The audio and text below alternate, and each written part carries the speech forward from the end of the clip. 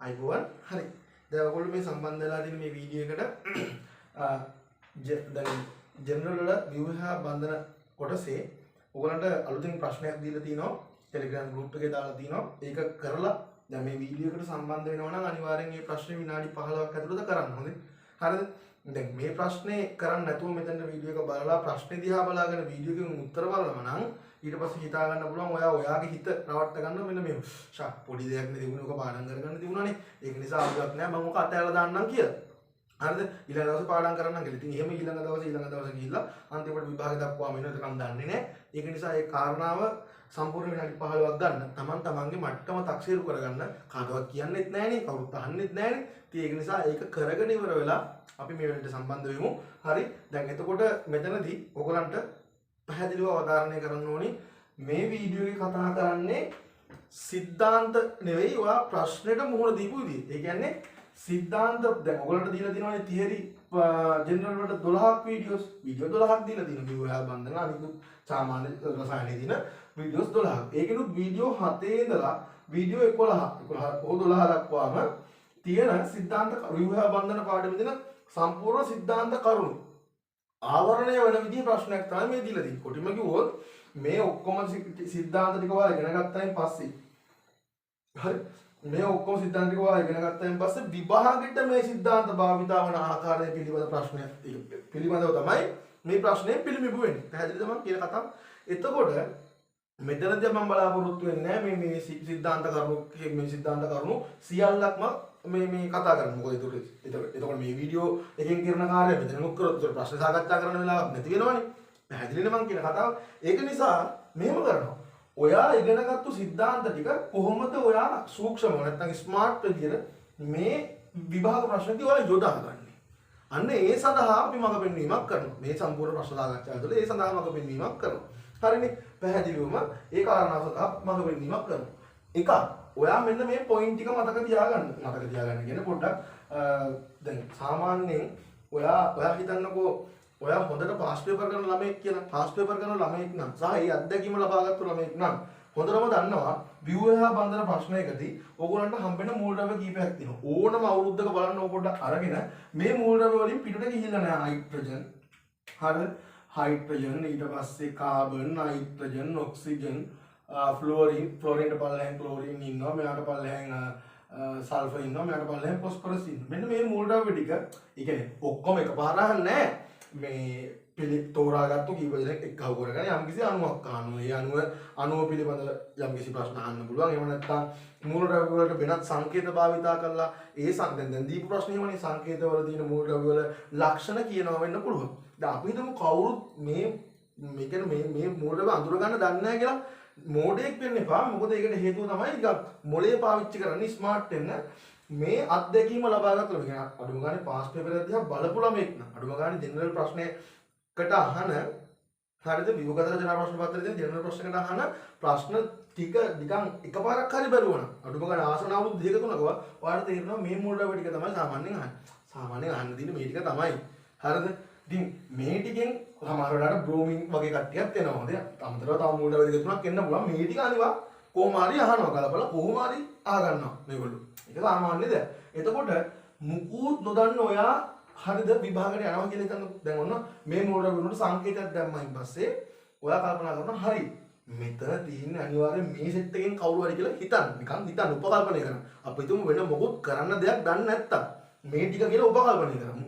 උපකල්පනය කරලා ඒ කිව්ව ලක්ෂණ වලට මේ කවුද එකඟ වෙන්නේ කියලා බලලා හරි විභාගෙ කොට යන්න පුළුවන් ක්‍රමයක් තමයි මම මේක කියන්නේ. අපි හිතමු මුකුත්ම නොදන්න ළමෙක් තුනත් මේ මූලද්‍රව්‍ය ටික මතක තියන් ගිහිල්ලා ඒ වගේ මොන ලක්ෂණයකටද මේකට අදාළ වෙන්නේ කියලා හෙව්වත් වැඩි කරගන්න පුළුවන්. හරි. අපි බලමු ඔයා ඉගෙනගත්තු සිද්ධාන්ත ටික කොහොමද උපක්‍රමශීලීව මෙතනදී භාවිතා කරන්න කියලා. හරිද? හොඳට හිතර ගන්න. හරිද? මේ ප්‍රශ්නේ විනාඩි 15ක් ඇතුළත කරන්න නැතුව ඔයා නිකන් මෙතනට එනවා නම් ඉතින් තේරුමක් නැහැ. හොඳයි. හරිද? ඊට පස්සේ ඕගොල්ලෝ සිද්ධාන්ත කරුණු වලදී ඉගෙන ගන්න හැටි. හරිද? මේ සාමාන්‍යයෙන් කාබන් හරිද නයිට්‍රජන් හරිද ඔක්සිජන් ෆ්ලෝරින් හයිඩ්‍රජන් කියන මූලද්‍රව්‍ය. එතනනුත් කාබන් නයිට්‍රජන් ඔක්සිජන් ෆ්ලෝරින් වලින් අතරින් හරිද මේ වැඩිම විද්‍යුත් ඍණතාවයක් තියෙන ෆ්ලෝරින්ගේ ඊට වඩා අඩුයි ඔක්සිජන්ගේ ඊට වඩා අඩුයි නයිට්‍රජන්ගේ සාමාන්‍යයෙන් හරිද ආවර්තතාවක වැඩිම විද්‍යුත් ඍණතාවය තියෙන ෆ්ලෝරින් ඊට පස්සේ තියෙන ඔක්සිජන් ඊට පස්සේ තියෙන නයිට්‍රජන් කියන එක තමයි මේකේ සරල තේරුම. හරිද? මේගොල්ලෝ බන්ධන හදන්න ගියොත් හරිද කාබන් ආරෝපණ දැන් මෙන්න මේ තුන් දෙනා කාබන් නයිට්‍රජන් ඔක්සිජන් ෆ්ලෝරින් කියන මේ හතර දෙනා ඉලෙක්ට්‍රෝන අෂ්ටකය පුරවනවා. ඒ කියන්නේ ඉලෙක්ට්‍රෝන අෂ්ටක නීතියට අනුව තමයි ඉන්න ඕන. අෂ්ටක නීතියට අනුව අෂ්ටක නීතියට අනුව තමයි ඉන්න ඕන. මේ වචනේ තේරුම බලන්න සිංහල තේරුම අනුව තමයි මේකේ තේරුම ගන්න. ඉලෙක්ට්‍රෝන අෂ්ටකය. ඒ කියන්නේ ඉලෙක්ට්‍රෝන 8ක් තිබිය යුතුයි. ඒ කියන්නේ දැන් ප්‍රතික්‍රියාවකට සහභාගී වෙන්නේ අවසාන ශක්ති මට්ටමේ පිටම දින උපශක්ති මට්ටමනේ නේ. එහෙමනේ අපි දන්නේ අපි ඉගෙන ගත්ත එහෙමනේ වීඩියෝස් වල බලන්න වීඩියෝ 6 7 වගේ රිෆර් කරන්න. එතකොට ඔයගලන්ට තේරෙනවා මේක. හරිද? මම මේ කරන්නේ තියරි ටික මතක් කරන එකේ තියරි එකේ ඔයා ඉගෙනගත්තු තියරි එකේ පොයින්ට් එක මතක් කරගන්න නේද? එතකොට මේ මූලධර්ම හතර දෙනා ඉලෙක්ට්‍රෝන අෂ්ටකයක් තියෙන්න බෑ වටේට. බන්ධන හැදුවොත් නේ. ඒ කියන්නේ මොකද්ද? ඉලෙක්ට්‍රෝන ඉන්නේ යුගල් වෙලා. එහෙනම් යුගල් නම් කී දෙනෙක් ඉන්නවද? යුගල් නම් 8ක් කියන්නේ ඉලෙක්ට්‍රෝන 8ක් කියන්නේ යුගල් නම් 4ක්. ඉලෙක්ට්‍රෝන යුගල් නම් 4ක්. පැහැදිලිද? සහසංයුජ බන්ධනයක් කියන්නේ සහයෝගයෙන් සංයෝජනය වෙලා හැදිච්ච බන්ධන. කොටින්ම කිව්වොත් ප්‍රතික්‍රියා කරනකොට ඉලෙක්ට්‍රෝන හෝමාරු කරනවා කියලා තමයි කියන්නේ. ඒ කියන්නේ ප්‍රතික්‍රියා කරනවා කියන එකේ අදහස මොකද්ද? ඉලෙක්ට්‍රෝන හෝමාරු කරනවා. ඉලෙක්ට්‍රෝන හෝමාරු කරන්න පුළුවන් අවස්ථා තුනක් තියෙනවා. ඒ කියන්නේ මට යම්කිසි දෙයක් හෝමාරු කරගන්න පුළුවන් ක්‍රම තුනක් තියෙනවා. කොහොමද? එක්ක මංගාව තියෙන දෙයක් තව කෙනෙක්ට දෙන්න පුළුවන්. තව කෙනෙක් එක්ක හෝමාරු කරගෙන ඉන්නොත් මේක පිටට දෙනවා. මංගාව දෙන ඉලෙක්ට්‍රෝන ටිකක් පිටට දෙන්න පුළුවන්. නේ පිටට දෙනවා. ධන අයන හදන්න. මංගාව තියෙන මේ ඒගොල්ලෝ ගාව තියෙන ඉලෙක්ට්‍රෝන ටික මට ගන්න පුළුවන්. ඒ කියන්නේ පිටින් ඇතුළට ගන්න පුළුවන්. ඍණ අයන හැදෙනවා නේ. හරිද? දැන් එහෙම නැත්තම් එයාගේ ඉලෙක්ට්‍රෝන ටිකකුයි මගේ ඉලෙක්ට්‍රෝන ටිකකුයි හවුලේ තියා ගන්න පුළුවන්. හවුලේ තබා ගැනීමක් නේ. කොටින්ම කිව්වොත් සහසංයුජ බන්ධනයකදී හරිද? සහසංයුජ බන්ධනයකදී ඔයාලට තේරෙනවද හවුලේ තබා ගන්න. ඒ කියන්නේ අපි අතර හවුලක් තියාගන්න ඕනේ. හවුලක් තියාගන්න නම් ඒක බැලන්ස් එකේ තියාගෙන යන්න නම් මම හවුලට එක ඉලෙක්ට්‍රෝනයක් දුන්නොත් අනිත් කෙනත් ඉලෙක්ට්‍රෝනයක් දෙන්න ඕනේ. ඒ කියන්නේ බන්ධනයක් නිරූපණය කරන ඉරි කැලලක් ඇතුලේ ඉලෙක්ට්‍රෝන යුගලක් මාක් වෙනවා කියලා ඔයා දන්නවා. කොටිම කිව්වොත් මේ බන්ධනේ හැදෙන්නේ කවුරු හරි දෙන්නෙක් සංයෝජනය වෙලානේ. හවුලක් හදාගෙනනේ. ඒ කියන්නේ මේ ඉලෙක්ට්‍රෝන මේ බන්ධනයක් ඇතුලේ ඉලෙක්ට්‍රෝන දෙකක් ඉන්නවා. හැබැයි ඒ දෙක එක්කෙනෙකුට දැයි දෙන්නෙකුට. එතකොට අයි හවුලනේ හදාගන්නේ. ඒ කියන්නේ මේ හවුලේ මේ ඉලෙක්ට්‍රෝන මේ ඊතලයේ මේ ඉරි කැලල ඇතුලේ ඉලෙක්ට්‍රෝන යුගලක් ඉන්නවා. ඒ හවුලේ එක්කෙනෙක් අයිති එක මූලද්‍රව්‍යයකට අනිත් එක්කෙනාට අනිත් මූලද්‍රව්‍යයකට. එතකොට කවුරු හරි කෙනෙක් හවුලේ බන්ධනයක් හදද්දී බන්ධනයේ ඉලෙක්ට්‍රෝන එකක් දුන්නොත් තව කෙනෙක්ගෙන් ඉලෙක්ට්‍රෝන එකක් ගන්න. බන්ධනයේ ඉලෙක්ට්‍රෝන දෙකක් දුන්නොත් තව කෙනෙක්ගෙන් ඉලෙක්ට්‍රෝන දෙකක් බලාපොරොත්තු වෙනවා. පැහැදිලිද? හැබැයි මේගොල්ලෝ යුගල් වෙලා ඉන්නේ කොහොමද? ඔයාගේ එකයි මගේ එකයි. ඒ කියන්නේ මම ඉලෙක්ට්‍රෝන දෙකක් දුන්නට එක ඉලෙක්ට්‍රෝනයක් දුන්නම අර කෙනෙකුට එකක් බලාපොරොත්තු වෙනවා. තව ඉලෙක්ට්‍රෝන එකක් දෙනවා නම් එයාගෙනුත් ඉලෙක්ට්‍රෝන දෙකක් බලන්න. ඒගොල්ලෝ වෙන වෙනම යුගල් වෙලා ඉන්නවා. ඒක ඔක බන්ධන දෙකක් නේ. තේරුණාද? ඔන්න මූලික දැනුම. හරිද? ඊට පස්සේ ඔයා මේක සම්පූර්ණ පාඩම මේක ඉගෙනගෙන යද්දී ඔයා ඉගෙන ගන්නවා නේද? කාබන් හරිද? ආරෝපණයක් නැති අවස්ථාවේ බන්ධන 4ක් හදනවා. හරිද? මෙයා බන්ධන 3ක් හදනවා. නයිට්‍රජන් ආරෝපණයක් නැති අවස්ථාවේ මෙයා බන්ධන 2යි. සාමාන්‍ය ෆ්ලෝරින් වගේ කට්ටිය, ක්ලෝරින් වගේ කට්ටිය, බ්‍රෝමින් වගේ කට්ටිය හදන්නේ බන්ධන 1යි. හැබැයි ක්ලෝරින් බ්‍රෝමින් වලට යද්දී සාමාන්‍යයෙන් බන්ධනට වඩා හදන්න පුළුවන්. ඉලෙක්ට්‍රෝන අෂ්ටකය ඉක්මවන්න පුළුවන් ක්ලෝරින්ට බ්‍රෝමින්ට. සල්ෆර් වලටත් පුළුවන්, ෆොස්ෆරස් වලටත් පුළුවන්. හොඳේ. ඔයා ඉගෙනගත්තු කරුණු තමයි මම මේ මතක් කරන්නේ. හොඳේ. හරිද? ඊට පස්සේ දැන් ඔයාලට මේක පාඩමට මේ ප්‍රශ්නෙට වැදගත් වෙන දේවල් ටික තමයි මතක් කරන්නේ. ඊට පස්සේ හොඳට මතක තියාගන්න හයිඩ්‍රජන් හදන්නේ කොහොමත් එකයි යාගාව තියෙන ඉලෙක්ට්‍රෝනයක් නිසා. හරිද? ආරෝපණයක් නොමැතිව ඉන්නකොට එහෙනම් carbon 4යි, nitrogen 3යි, oxygen 2යි, fluorine 1යි, hydrogen 1යි. ගැටලුවක් නැහැ. හැබැයි මේ තුන් දෙනාම මේ හතර දෙනාම අෂ්ටක නීතිය අනුව තියෙනවා. අෂ්ටක නීතිය කියන්නේ ඉලෙක්ට්‍රෝන නම් වටේ 8ක් තියෙනවනේ. එහෙම නැත්නම් යුගල් නම් 4ක් තියෙනවා. හරිද? ඒක අනිදි තේරෙයි. ඊට පස්සේ සදිසියවත් නයිට්‍රජන් මත ධන ආරෝපණයක් තිබුණොත් එයා වටේ බන්ධන 4ක් ඉන්න ඕනේ. හරිද? හදිසියවත් බන්ධන 4ක් තිබුණොත් නයිට්‍රජන් එක්ක ධන ආරෝපණයක් තියෙනවනේ. එහෙම නැත්නම් ධන ආරෝපණයක් ලැබෙන්න ඕන නම් එයාට බන්ධන 4ක් තියෙන්න ඕනේ. කොහොමත් අෂ්ටක නීතිය ඉක්මවලා නැහැ. හරිද?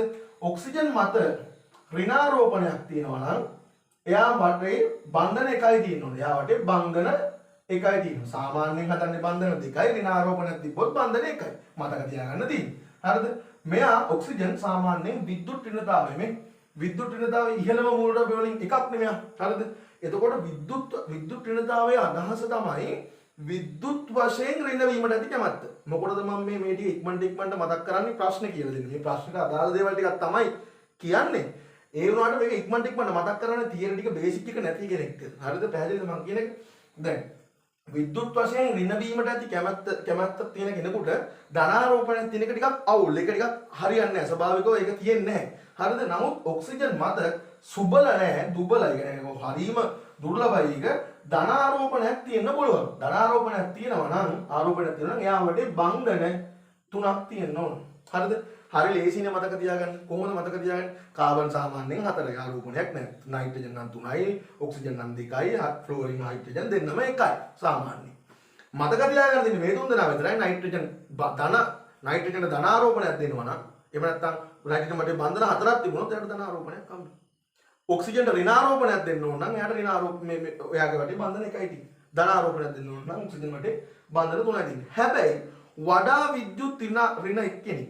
හරිද? වඩා විද්‍යුත් ඍණතාවය ඉහළ අගයක් තියෙන එක්කෙනෙක්ට ධනාරෝපණයක් දීම එච්චර සුදුසු දෙයක් නෙවෙයි. තේරුණාද මම කියන එක? ඒ කියන්නේ යම්කිසි අණුවක් සැලකුවායින් පස්සේ ඒ අණුවේ ඍණාරෝපණයක් තියෙනවා නම් හරිද? එතන ඔක්සිජන් ඉන්නවා නම් ආයි කතන්දර දෙකක් නෑ. ඔක්සිජන්ට තමයි ඍණාරෝපණය යන්නේ. ඇයි? එයා වඩා විද්‍යුත් ඍණ වෙන්න කැමතියි. විද්‍යුත් ඍණතාවය වැඩි. ඒ කියන්නේ විද්‍යුත් වශයෙන් ඍණ වීමේ හැකියාව වැඩි. පැහැදිලිද වැඩි? හරි. දැන් මෙහෙම කරද්දී මෙන්න මේ තුන් දෙනාගේ ඉලෙක්ට්‍රෝන අෂ්ටකය පිරෙන්න එපා.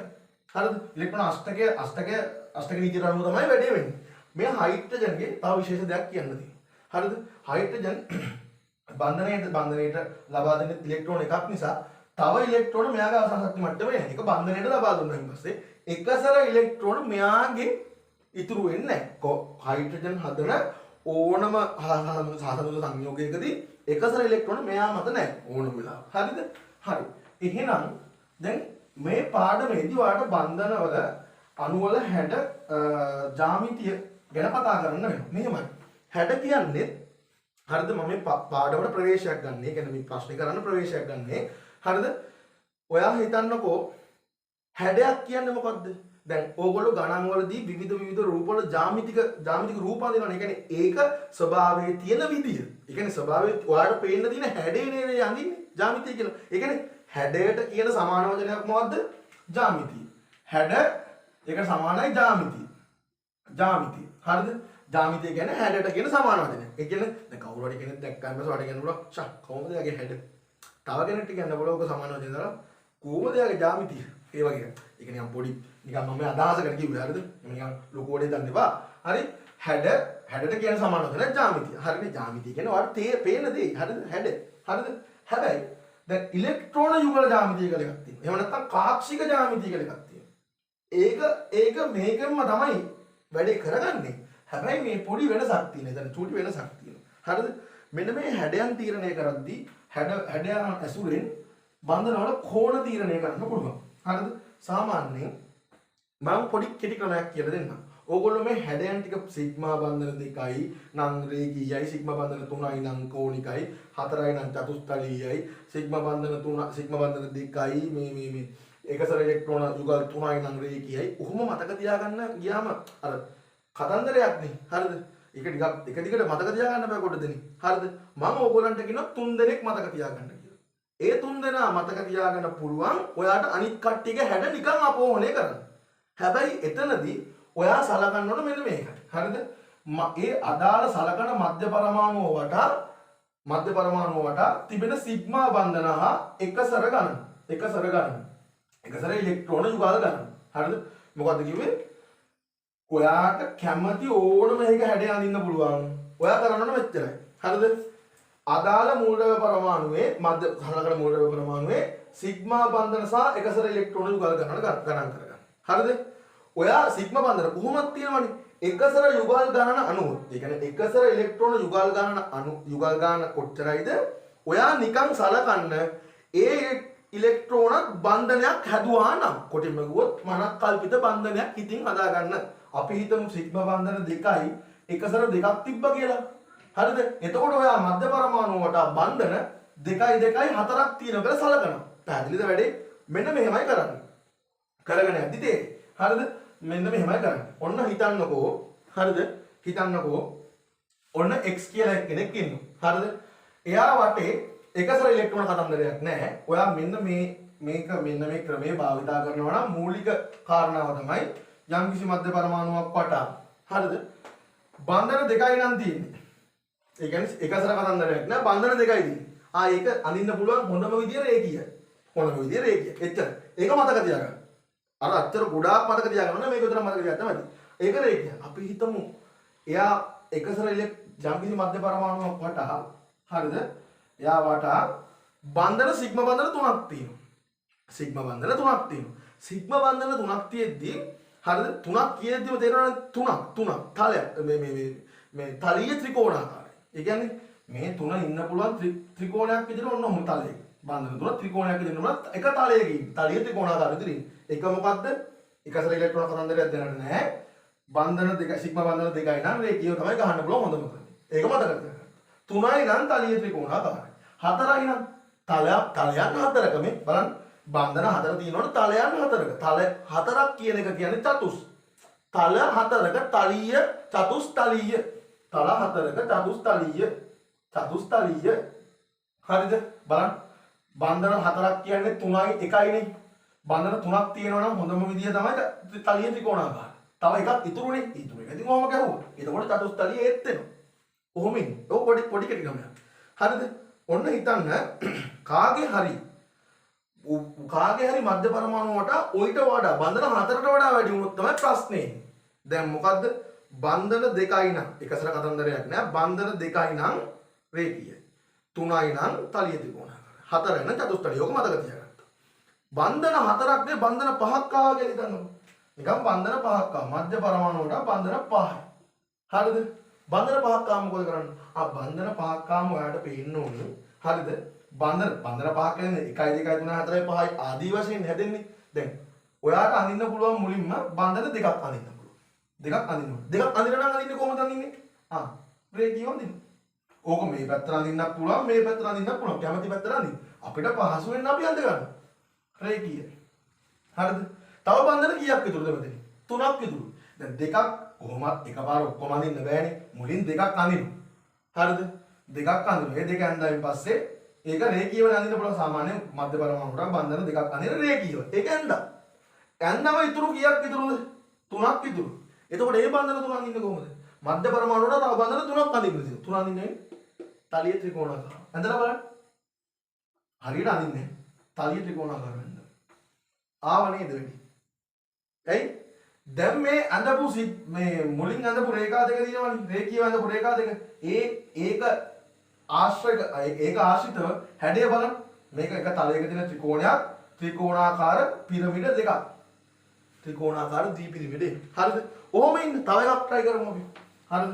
බන්ධන අපි හිතමු මධ්‍ය පරමාණුවට බන්ධන 6යි. මධ්‍ය පරමාණුවට සිග්මා බන්ධන 6යි. සිග්මා බන්ධන 6යි. හරිද?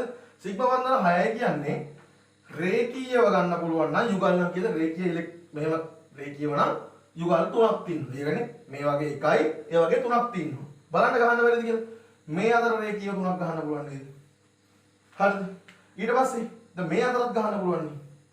ඉතින් මේ අක්ෂය ඔස්සේ මෙහා රේඛීයයිනේ. හරිද? මේ අක්ෂය ඔස්සේ මෙහා රේඛීයයිනේ. හරිද? මේ අක්ෂය ඔස්සේ මෙහා රේඛීයයිනේ. වැඩේ එනව නේද? වැඩේ එනව නේද? ඒ එනකොට ඔයාලට පේනව නේද මේ සෙට් එක තියෙන එක තලයක. මෙන්න මේ හතර තියෙන එක තලයක. හරිද? ඉතින් මේ ටික එක්කහුව කරාම එන්නේ මේ මූණක් අටක් තියෙන කෙනෙක්. ඒක නිසා එයාට කියනවා අෂ්ටතලීය කියලා. හරිද? ඕවා තියරි පාඩම් වලින් කරනවා. දැන් මම මේ කියන්නේ මේක අපහෝණය කරගන්න විදිය දේශීයම ක්‍රමයක්. මතක තියාගන්නේ සිග්මා බන්ධන දෙකයි නම් දෙපැත්තට දෙකයි 3යි නම් 3ක් යන්න තලීය ත්‍රිකෝණාකාරය 4ක් නම් චතුස්තලීය යන්න. දැන් එකසරවම මෙන්න මෙහෙමයි කරන්නේ. ඔයා හිතන්න හරිද? සිග්මා බන්ධන 1යි සිග්මා බන්ධන 5යි එකසර යුගල් එකක් තියෙනවා හිතන්නකෝ. මම මොකද්ද කිව්වේ? එකසර යුගලත් බන්ධනයක් හදනවා කියලා හිතන්න. එතකොට සිග්මා බන්ධන 5 කොහොමද තියෙනවා? එකසර යුගලත් මනක් කල්පිත බන්ධනයක් හදනවා කියලා. හැබැයි ස්වභාවය ඉන්නවද? නැහැ. මනක් කල්පිත බන්ධනයක් හැදුවම මෙතන බන්ධන ඔක්කොම කීයේ 6. අන්න බන්ධන 6ට අදාළව මේක ඇඳත් මේක එනවා. ආවයින් පස්සේ ඔයාට තේරෙනවා නේද එක බන්ධනයක් ඇත්තටම ස්වභාවය නැහැ කියලා. ඒක කඩයිරි වලින් මාක් කරාම. ඒක ස්වභාවය නැහැනේ. ඊට පස්සේ ස්වභාවය නැති එක අති වහගෙන අනිත් ඒවා දිහා බලුවම ඔයාලට පේනව නේද මේක තලයක්. ඒක සමචතුරස්‍රාකාර තලයක්. ඒකෙන් හැදෙන්නේ පිරමීඩයක් කියලා. සමචතුරස්‍රාකාර පිරමීඩ. තේරුණාද වැඩි? ලේසි. ඔන්න තව එකක් හිතන්නකෝ. දැන් අපි හිතමු ඔන්න මෙහෙම හිතමු. ඔන්න දැන් සිග්මා බන්ධන ඔන්න මෙහෙම එකක් තියෙනවා. හරිද? සිග්මා බන්ධන 3යි එකසර සිග්මා බන්ධන 2යි එකසර ඉලෙක්ට්‍රෝන යුගල් 3ක්.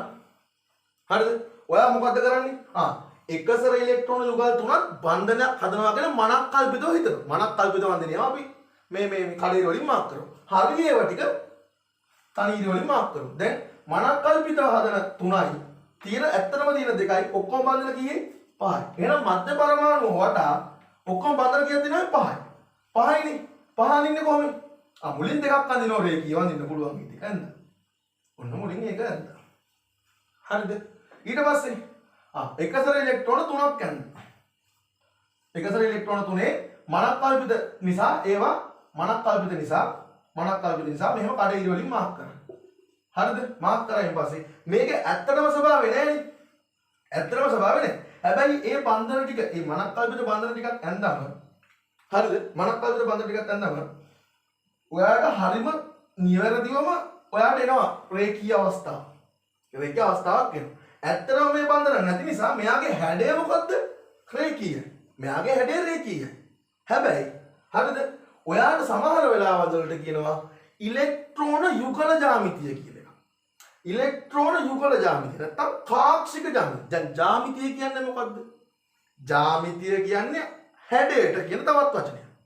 ඉලෙක්ට්‍රෝන යුගල ජ්‍යාමිතිය කියන්නේ ඉලෙක්ට්‍රෝන යුගල් වල ජ්‍යාමිතියත් සලකපන්. ඒක තමයි ඒකේ තේරුම. දැන් ඉලෙක්ට්‍රෝන යුගල් වල ජ්‍යාමිතිය සලකපන් කියන්නේ මේ මනක් කල්පිතව ගත්ත ඝනක් කල්පිතව ගත්ත සිග්මා බන්ධන එකසර ඉලෙක්ට්‍රෝන 3 බන්ධන එතනත් බන්ධන තියනවා කියලා සැලකුවොත් එයාගේ හැඩය මොකක්ද? දැන් මනක් කල්පිතවනේ එකසර යුගල් 3ක් තියනවා කියලා හිතාගෙන මේක ඇන්දේ ඉලෙක්ට්‍රෝන යුගල ජ්‍යාමිතියද කරන්නේ මේ ඔක්කොම බන්ධන ටික තියනවා කියලා හිතලා හැඩය කිය. අන්න එතකොට ඉලෙක්ට්‍රෝන යුගල ජ්‍යාමිතිය නම් යාගේ මොකද්ද? ත්‍රිකෝණාකාර ත්‍රිපිරිමිඩ. හැබැයි ඇත්තටම හැඩය මොකද්ද? ස්වභාවය ඉන්නේ කොහොමද? රේඛීය. පැහැදිලිද වැඩි? හරි. ඔය ආදි වශයෙන් අනිත් කට්ටියටත් අඳින්න පුළුවන්. හරිද? ඔය ආදි වශයෙන් අනිත් කට්ටියටත් අඳින්න පුළුවන්. ආ හිතන්නකෝ සිග්මා බන්ධන දැන් අපි දුමු දැන් මෙන්න මෙහෙම. හරි. ඕගොල්ලෝ හිතන්න දැන් කෝණික හැඩය කියලා. හරිද? දැන් කෝණික හැඩය දන්නේ නැහැ කියලා හිතන්නකෝ. හරිද? ඔයා හිතන්න සිග්මා බන්ධන 2යි එකසර 1යි. සිග්මා බන්ධන 2යි එකසර ඉලෙක්ට්‍රෝන 1යි. හරිද? දැන් ඇත්තටම බන්ධන කීයක් තියෙනවද? 2යි. එකසර එකක් බන්ධනයක් හදනවා කියලා බන්ධන ඔක්කොම කීයද? 3යි. කවුරු හරි කෙනෙක් වටා බන්ධන 3ක් තියෙනවා නම් තලිය ත්‍රිකෝණාකාරයි. හරිද? ඔන්න ඔක මෙහෙමත් අඳින්න පුළුවන්. ගැටලුවන්නේ. හරිද? තලිය ත්‍රිකෝණාකාරයි. කොහොම ගත්තත් ඉතින් තලිය ත්‍රිකෝණාකාරයි. එක බන්ධනයක් ඔයා හිතන්න මනක් කල්පිතයි. මේ බන්ධනේ මනක් කල්පිතයි. හරිද? එක බන්ධනයක් මනක් කල්පිතයි. ස්වභාවයේ මේ බන්ධනේ නැති නිසා හරිද? ඇත්තටම මෙයාගේ හැඩය නම් කෝණිකයි. දැක්කම පේනවා මෙයා කෝණිකයි. හැබැයි ස්වභාවය මෙයා නැති වුණාට කවුරු හරි කෙනෙක් ඉලෙක්ට්‍රෝන යුගල ජ්‍යාමිතිය කියපන් කියලා ඒ කියන්නේ ඉලෙක්ට්‍රෝන යුගලේ ජ්‍යාමිතියක් සලකා හැඩය කියපන්. ඒක තමයි ඒකේ තේරුම. එතකොට ඉලෙක්ට්‍රෝන යුගලේ බන්ධනයක් තියෙනවා කියලා හිතලා කිව්වොත් තලිය ත්‍රිකෝණාකාරයි. වැඩේ තේරුණාද? ඔන්න ඔහොමයි වැඩේ යන්නේ. එතකොට මෙතනදී භාවිතා කරන්න ඕන බන්ධන කෝණ ටිකක් තියෙනවා. හරිද? බන්ධන කෝණ වලදී රේඛීය එක්කෙනාගේ අංශක 180යි. හරිද? තලිය ත්‍රිකෝණාකාරයි තියෙන්නේ. මේක වෘත්තයක් නම් වෘත්තය දෙකට බෙදලා තියෙන මේක මෙන්න මෙහෙම අංශ 180ක් නේ තියෙන්නේ. මේක තුනකට කැඩලා තියෙන්නේ. එතකොට අංශ 120යි ආසන්න වශයෙන්. හරිද? මෙයා හතරකට කැඩලා තියෙන්නේ. හැබැයි මේ කෝණය දැක්කම පේනවා මේක මහා කෝණයක් අංශක 90කට වැඩි. හැබැයි ඔයාලා පේනවා මෙයා අංශ 120ක් වෙන්න බෑ. හතරකට කැඩලා නේ තියෙන්නේ. අංශ 120ක්.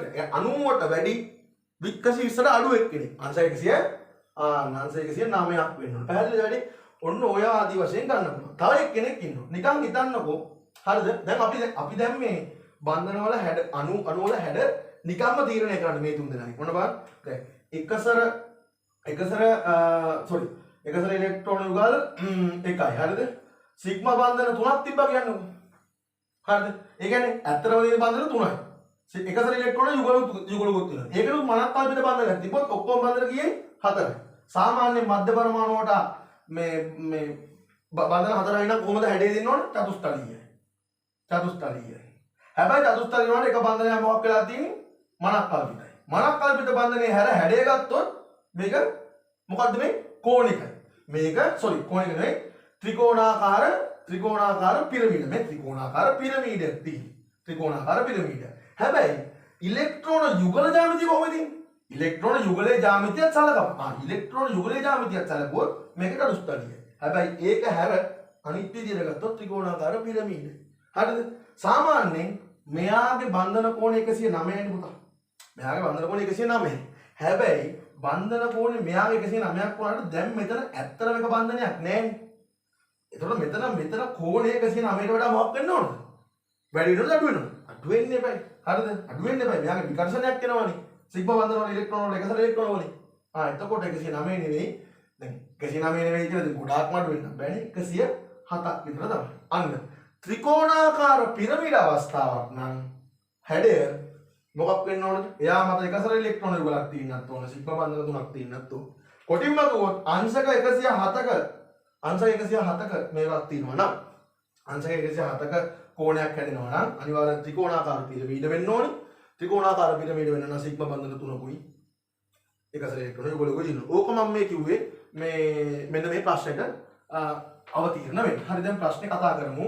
දැන් ඔක්කොම දේවල් ටික දන්න නිසා අපි ඉක්මනට ප්‍රශ්නෙට උත්තරේ කතා කරගෙන යමු. හරිද? ලොකු දේවල් නැහැ. හරිද?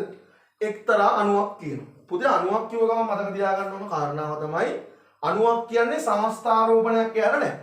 ඒ කියන්නේ ආරෝපණයක් යාර නැහැ. හරිද? හැබැයි ආරෝපණ තියෙනවා නම් ඒ කියන්නේ එයාගේ ව්‍යුහය ඇතුලේ ආරෝපණ තියෙනවා නම් ධන හෝ ඍණ ආරෝපණ ඔක්කොම එකතු වෙලා බිඳුවක් වෙන්න ඕන. ශුන්‍ය වෙන්න ඕන නේ. අන්න එහෙම තමයි අණුවක් කියන්නේ. පැහැදිලිද? හරි. ඔන්න කියවගෙන යනවා. එක්තරා අණුවක සැකිල්ලක් දීලා තියෙනවා. ඔන්න සැකිල්ල මෙන්න මෙහෙම එකක් දීලා තියෙනවා. හොඳේ. W දීලා තියෙනවා. එයාට උඩින් x සම්බන්ධ වෙලා තියෙනවා. ආය w කෙනෙක් දීලා තියෙනවා. මෙතනින් z සම්බන්ධ වෙලා තියෙනවා. මෙතනින් y සම්බන්ධ වෙලා තියෙනවා. හරිද? ඊට පස්සේ හරි x ට සම්බන්ධිත w වට x ට සම්බන්ධිත w වට. ඒ කියන්නේ x ට සම්බන්ධිත w වට. හරිද? බන්ධන කෝණය මෙන්න මෙයාට බන්ධන කෝණය අංශ 107යි. දැන් අංශක 107ක් වෙන්නේ දැන් පොඩ්ඩකට කලින් ගන්නවා. අංශ 107ක් කරන නම් හැඩය කොහොම වෙන්න ඕනද? හැඩය මොකක් වෙන්න ඕනද? ත්‍රිකෝණාකාර පිරමීඩ වෙන්න. හරිද? ත්‍රිකෝණාකාර පිරමීඩ වෙන්න එපා. එහෙනම් ත්‍රිකෝණාකාර පිරමීඩ වෙන්න නම් එයා ගාව සිග්මා බන්ධන 3යි. එකසර ඉලෙක්ට්‍රෝන කීයක් තියෙන්න ඕනද? එකසර ඉලෙක්ට්‍රෝන 1යි නාර ක්‍රමෙන් ලේසි ගන්න. තේරුණා මං කියන්නේ අර ක්‍රමෙන් ලේසි ගන්න. හරි? සිග්මා බන්ධන 3යි එකසර ඉලෙක්ට්‍රෝන 1යි. හරි නේද? හරි.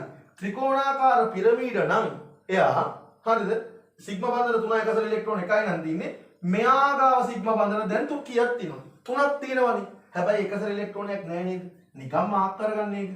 මාක් කරාම මේ ඉරකින් කියවෙන්නේ මෙයාගේ එකයි මගේ එකයි. මෙයාගේ එකයි මගේ එකයි. මෙයාගේ එකයි මගේ එකයි. එහෙමනේ. එතකොට මේ W වට අපිට මේ කාණ්ඩය ගන්න පුළුවන්. එයාගේ මේ යාට අයිති ඉලෙක්ට්‍රෝන ගණන් කරලා 1යි 2යි 3යි 4යි 5යි. එහෙනම් මේ W කියන්නේ පස්වෙනි කාණ්ඩයේ කෙනෙක්. පස්වෙනි කාණ්ඩයේ කෙනෙක්. මේ W කියන මූලය පස්වෙනි කාණ්ඩයේ කෙනෙක්. අපිට පස්වෙනි කාණ්ඩයේ මූලය වලින් අර මං කිව්ව මූලය ටිකක් තිබ්බේ මතකද? Hydrogen, carbon, nitrogen, oxygen, chlorine, phosphorus, sulfur කියලා. sorry, sulfur phosphorus කියලා. sulfur phosphorus කියලා. මෙන්න මේ දෙන්න පස්වෙනි කාණ්ඩෙන් අපිට සැක කරන්න පුළුවන්. එහෙනම් මෙයා phosphorus හෝ නයිට්‍රජන් කියලා. මේ දෙන්න W කියන phosphorus හෝ නයිට්‍රජන් කියලා අපිට සැක කරන්න පුළුවන්. හැබැයි අපිට හරියටම කියන්න බෑ. හරිද? නයිට්‍රජන් කියලා කියන්න පුළුවන් එකම කාරණා මොකද්ද? එයා ඉලෙක්ට්‍රෝන අෂ්ටකය ඉක්මවන්නේ. කියවගෙන යම්කෝ ප්‍රශ්නේ.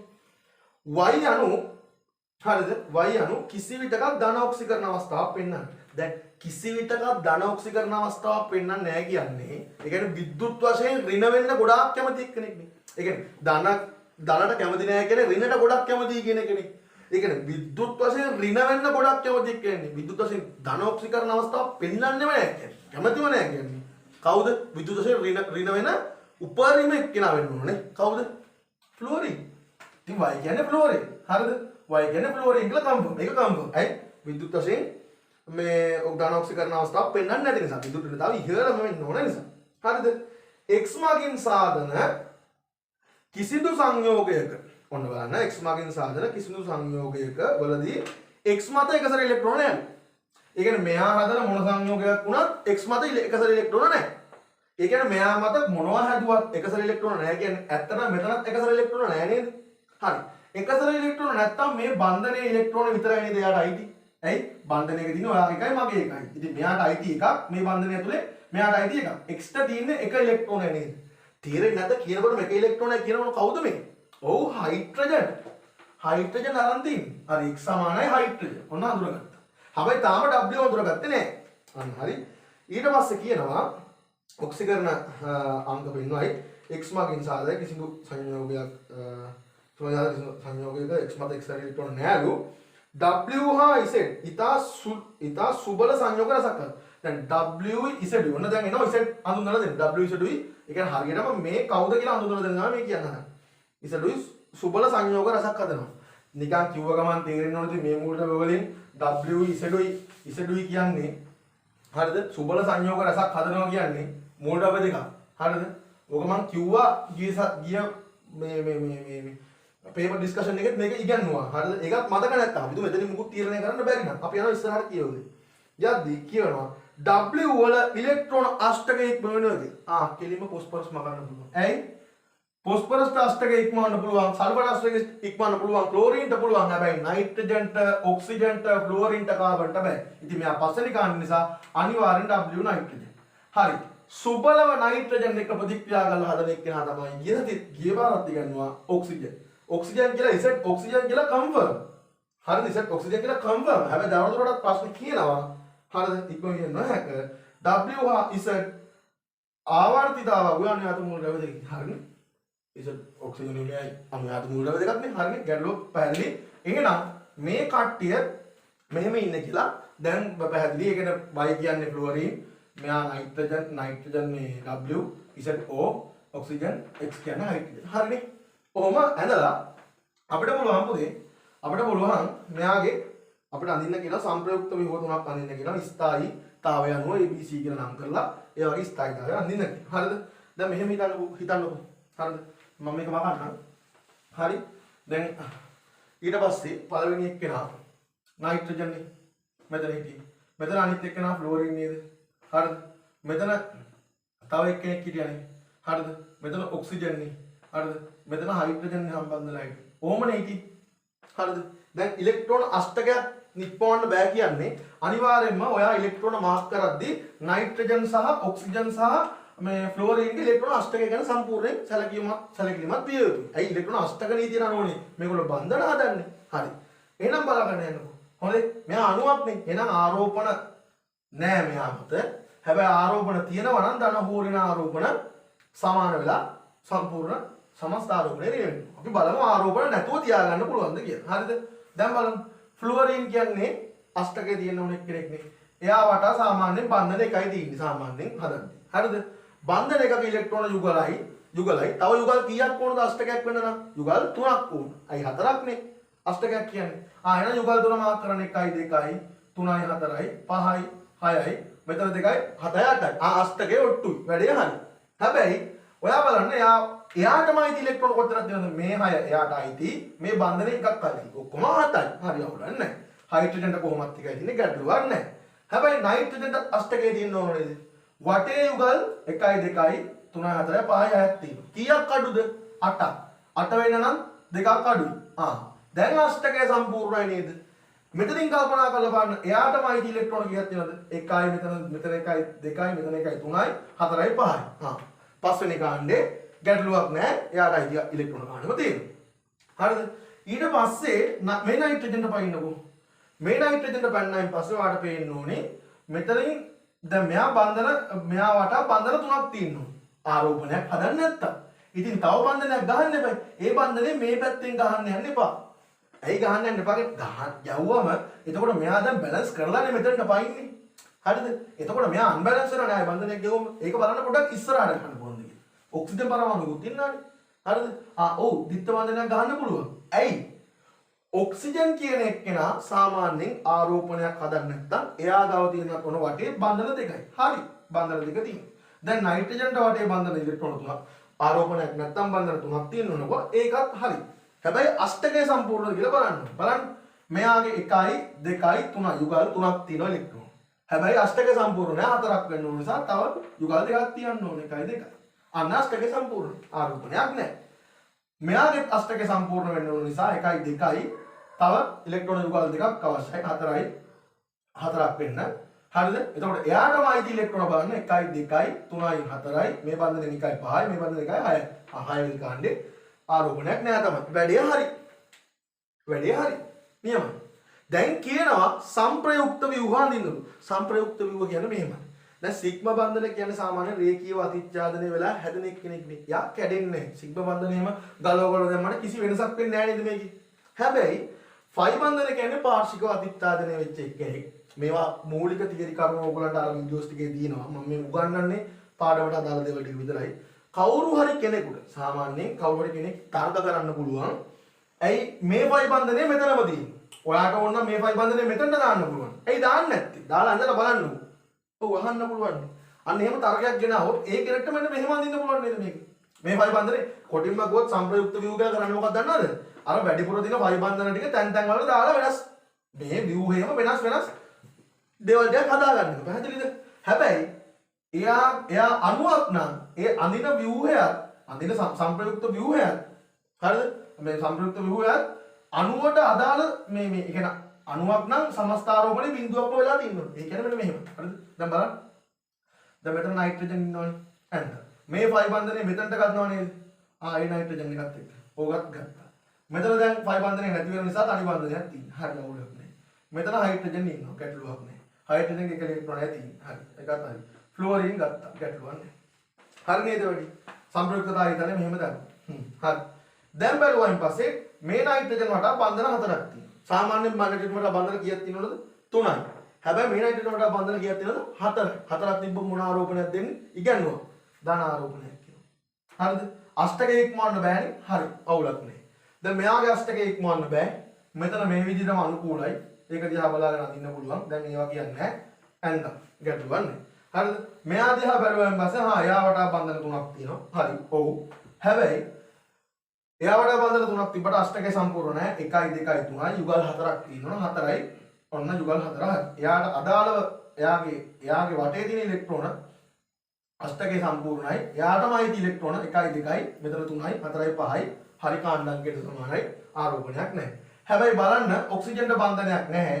ඒ කියන්නේ ඔක්සිජන් බන්ධන දෙකක් හදන්න ඕන ආරෝපණයක් නැති වෙන්න නම් ඉතින් ඔක්සිජන්ට බන්ධන එකයි තියෙන්නේ දැන්. එහෙනම් ඔක්සිජන් මත ඍණ ආරෝපණයක් වෙනවා. කොටින්ම කිව්වොත් එහෙම ඍණ ආරෝපණයක් දාන්න කියලා හිතෙන්නේ නැති කෙනෙකුට ඔයා බලන්න ඔක්සිජන්ගේ අෂ්ටක නීතිය අනුව තමයි මේක තියෙන්නේ. ඔක්සිජන්ගේ අෂ්ටක නීතිය අනුව තියෙන්න නම් ඉලෙක්ට්‍රෝන යුගල් කීයක් තියෙනවද? 4ක්. අෂ්ටකයක් කියන 8ක් ඉලෙක්ට්‍රෝන යුගල් නම් 4ක්. එතකොට මෙතන එක යුගලයි. තව යුගල් කීයක් වුණොත් 3යි. 3යි 1යි 2යි ඔන්න 3යි. හරිද? එතකොට මේ ඔක්සිජන්ට අයිති ඇත්තම ඉලෙක්ට්‍රෝන කියලා බලන්න 1යි 2යි 3යි 4යි 5යි 6යි මේ බන්ධනයේ එක ඉලෙක්ට්‍රෝනෙකුත් අයිති 7යි. ඉතින් කාණ්ඩාංකය 6 වෙන එක්කෙනෙක්ගේ ඉලෙක්ට්‍රෝන 7ක් තියෙනවනේ. එතකොට ඍණ ආරෝපණය. හරිද? එතකොට සමස්තාරෝපණය බලන්න. දැන් බලන්න මෙතන සමස්තාරෝපණය බිඳුව නේද? මෙයාගේ සමස්තාරෝපණය ධනයි දිනයි අවුලක් නැහැ කැවිලා ගියා බිඳුව. වඩා විද්‍යුත් ඍණ එක්කෙනෙක්ගේ මත ආරෝපණය තියෙන නිසා ගැටලුවක් නැහැ. මේ සම්ප්‍රයුක්ත ව්‍යුහය පිළිගන්න පුළුවන්. හරිද? ඊට පස්සේ තව එකක් අඳින්න පුළුවන් නේද අපිට මෙහෙම. හරිද? දැන් මේ ෆයි බන්ධනේ මෙතන විතරක් තියෙන්න පුළුවන්. නෑනේ. හයිඩ්‍රජන් ගාවට නම් දාන්න එපා. මෝඩ වෙන්න එපා. හයිඩ්‍රජන්ට දිත්ත බන්ධන හදන්න බෑනේ. හරිද? ෆ්ලුවරින්ට නිකන් හදන්න බැරි වෙන එකක් නෑ. එහෙම නිකන් හදන්න පුළුවන්. පොදුවේ ගත්තා කියලා කිව්වට අතනදිනේ. නයිට්‍රජන් දැන් මේ ෆයි බන්ධනේ මේ පැත්තට දාන්න. ඔන්න. ෆ්ලුවරින් වෙනවා. මෙතන හයිඩ්‍රජන් ඉතින් කිසි අවුලක් නෑ. අහිංසකයාගේ ඉන්න. හරිද? නයිට්‍රජන් ඉන්න. දැන් මේ ෆයි බන්ධනේ මේ පැත්තට දැම්මම පස්සේ එක ෆයි බන්ධනයක් තියෙනවා. තව ෆයි බන්ධන නිකන් අමතරව හදන්න එපා. හොඳේ? හරිද? ඔන්න ඔක්සිජන් ඇඳ. හරිද? ඊට පස්සේ මොකද කරන්නේ? දැන් හැම කෙනාගේම අෂ්ටකය තියෙනවද කියලා බලන්න. දැන් මෙයාගේ අෂ්ටකය සම්පූර්ණ වෙන්න නම් යුගල් තව කීයක් ඕනද? මෙතන 1යි 2යි 3යි 4ක් එපයි. එතකොට කාණ්ඩාංකයට වඩා එකක් වැඩි නිසා ඍණ වෙනවා. නේ? හරිද? මෙයාට කීයක් තියෙන්න ඕනද? මෙයාට ඉලෙක්ට්‍රෝන අෂ්ටකයක් තියෙන්න එපයි. දැන් මෙතන එක යුගලයි මෙතන එක යුගලයි යුගල් දෙකයි. ඉලෙක්ට්‍රෝන අෂ්ටකය වෙන්න නම් තව යුගල් 4ක් තියෙන්න ඕන. දැන් තව දෙකක් අඩුයි. ඒ දෙක ගැහුවා. ඒ දෙක ගැහුවායින් පස්සේ බලන්න ඕන. හරි අෂ්ටකය නම් ඔට්ටුයි එයාටමයි තියෙන්නේ. නයිට්‍රජන්ටමයි ඉලෙක්ට්‍රෝන කීයක් තියෙනවද? 1යි 2යි මෙතනින් 1යි 3යි 4යි 5යි 6යි. මෙයා පස්වෙනි කාණ්ඩේ හැබැයි එකක් වැඩි නිසා ඍණ ආරෝපණයක් ආවා. හරිද? මෙයාගේ වැඩේ බලුවම 1යි 2යි 3යි 4යි. 1යි 2යි 3යි 4යි නයිට්‍රජන් වලට ධන ආරෝපණයක් වෙනවා.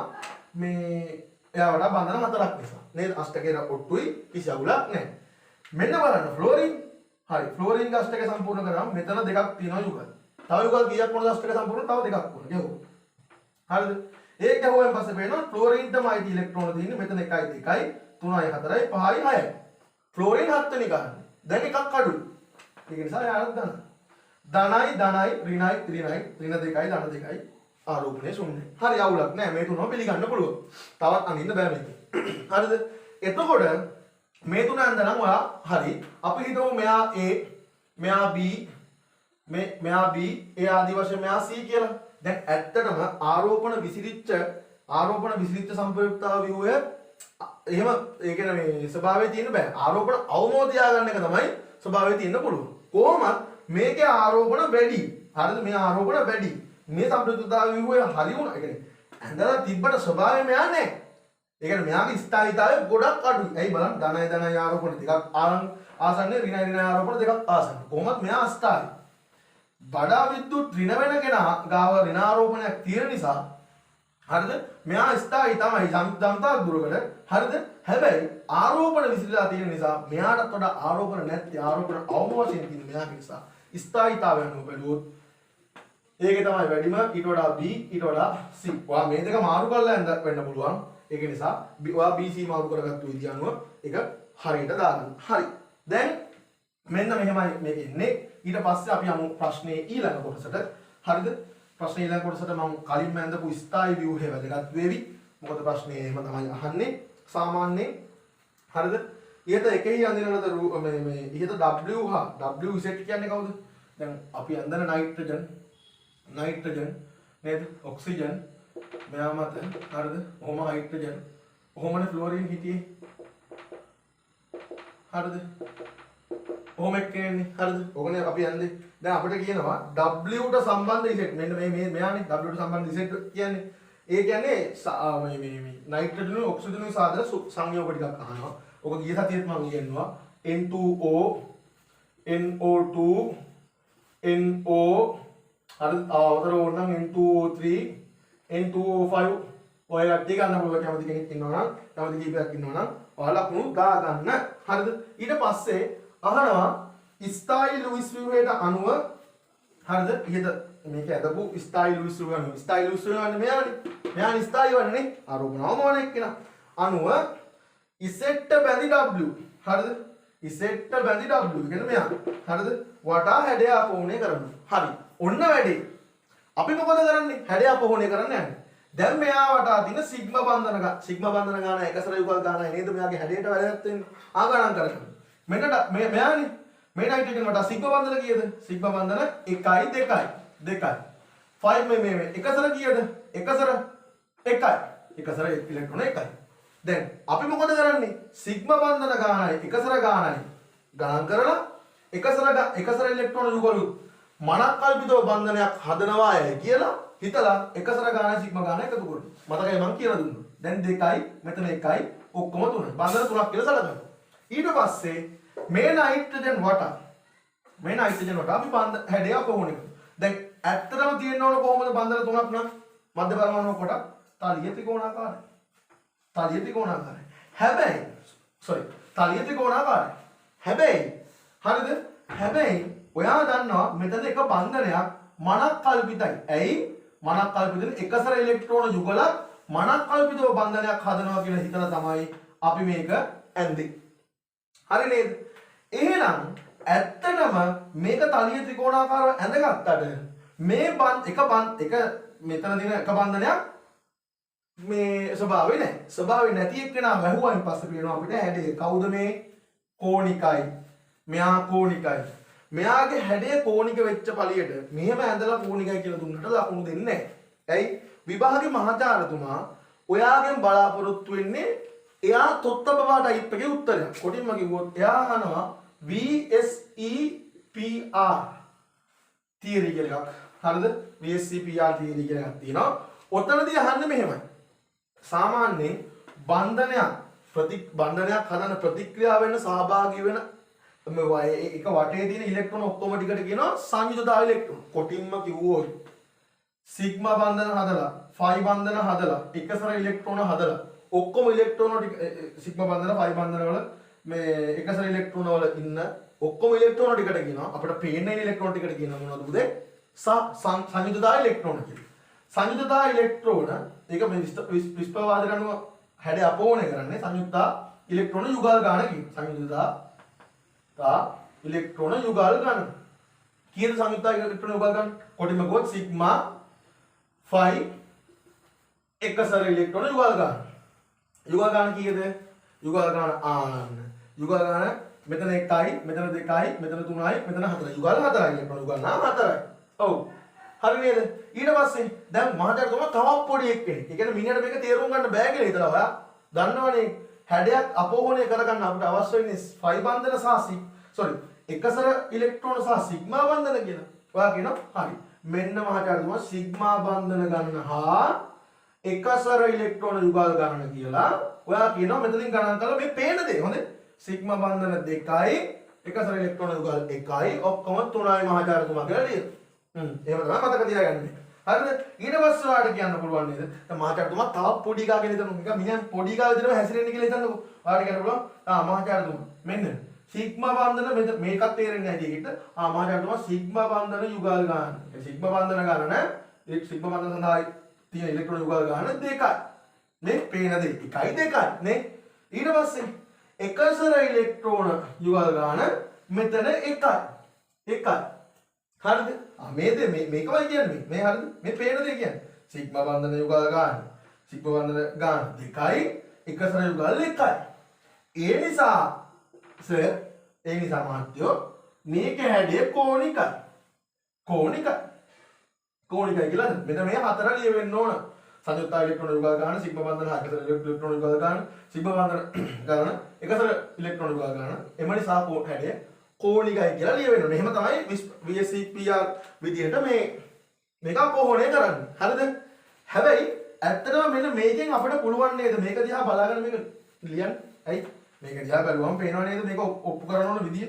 මෙයා වටා දින ඉලෙක්ට්‍රෝන යුගල් ගන්න. සංයුක්ත ඉලෙක්ට්‍රෝන. මෙයා වටා සිග්මා බන්ධන ගන්න එකසර ඉලෙක්ට්‍රෝන ගන්න. වෙන් කරලා ලියනවා. පේන දේ ලියනවා. හරිද? ඊට පස්සේ මෙයා වටා සිග්මා බන්ධන ගන්න මෙච්චර. මෙයා වටා එකසර ඉලෙක්ට්‍රෝන ගන්න මෙච්චර. ඒ නිසා හැඩය කෝණිකයි. හැබැයි කවුරු හරි යවුවොත් යුගල ජ්‍යාමිතිය ඉලෙක්ට්‍රෝන යුගල ජ්‍යාමිතිය කියන්නේ සිංහල තේරුම බලන්න ඉලෙක්ට්‍රෝන යුගලයේ ජ්‍යාමිතියත් සලකපන් ඒකත් එක්කම හැඩය කියපන් එතකොට ඒකත් එක්ක හැඩය බලුවොත් තලිය ත්‍රිකෝණාකාරයි ඇයි මේකත් බන්ධනයක් ලෙස සලකන්න වෙනවා එහෙම නැතුනොත් හැඩය කෝණිකයි තේරුණා හරි ඊට පස්සේ අපි ඉක්මනට යන්න දැන් වැඩි කතා කරන්න මේ සම්බන්ධව හරි නිකන් මන්ද බුද්ධික වෙන්න බෑ හොඳේ අනේ නිකන් මේ මෙහෙම හිතන්න බෑ හරිද අනේ මට නිකන් මේ සම්පූර්ණ ඔයා තියරි එක බලන්න නැතුව මෙතනට ඇවිල්ලා සම්පූර්ණ තියරිය බලාපොරොත්තු වෙන්න බෑ හොඳේ ඔයා තියරිය බලන්න නැතුව ප්‍රශ්න පත්‍රය කරන්න නැතුව විනාඩි 15ක් මේකට සමග කාලේ වැය කරන්න නැතුව හරිද ඊට පස්සේ මෙතන අනේ මට මේ නිකන් අනේ මේක තමයි කරන්න පුළුවන් හොඳම කෙටි ක්‍රම ඒක සර් ඔයාලට මේක උගන්වලා තියෙනවා මේක තමයි කරන්න පුළුවන් මේ ප්‍රශ්නකට කරන්න පුළුවන් හොඳම ක්‍රම එතනින් හරිය ක්‍රමයක් නේ හරිද? තමන්ට පේන දේ මෙතන සිංහල වල වුණත් තිබුණේ තමන්ට පේන දේ මේ අහන්නේ. හරිද? වෙන මහා ලොකු අරුමයක් අහන්නේ නැහැ. තමන්ට පේන දේ මේ අහන්නේ. ඒක බලාගෙන බොරු ලියලා එනවා. බෑ කියලා එනවා. හරිද? ප්‍රශ්නේ තියෙන දේ තේරුම් ගන්න නැහැ. ප්‍රශ්නේ තියෙන දේ තේරුම් ගත්තා නම් හරිද? ප්‍රශ්නේ තියෙන දේ තේරුම් ගන්නේ කොහොමද? මොන මහාචාර්ය වුණත් ප්‍රශ්නයක් දෙන්නේ විසඳන්න පුළුවන් අනුපිළිවෙලකට දත්ත දීලා. කොටින්ම කිව්වොත් ප්‍රශ්නේ තියෙන දත්ත ටික පිළිවෙලට ලියන්නකො. දන්න තියරිය චුට්ටක් පාවිච්චි කරන්න. නිකම්ම උත්තරේට එනවා ආය අමුතුවෙන් හිතන්න දෙයක් ඉන්නේ නැහැ ප්‍රශ්න පත්‍රවල. මා පට්ට පේපර් ඒවා ඉන්නේ නැහැ හොඳේ. හරි.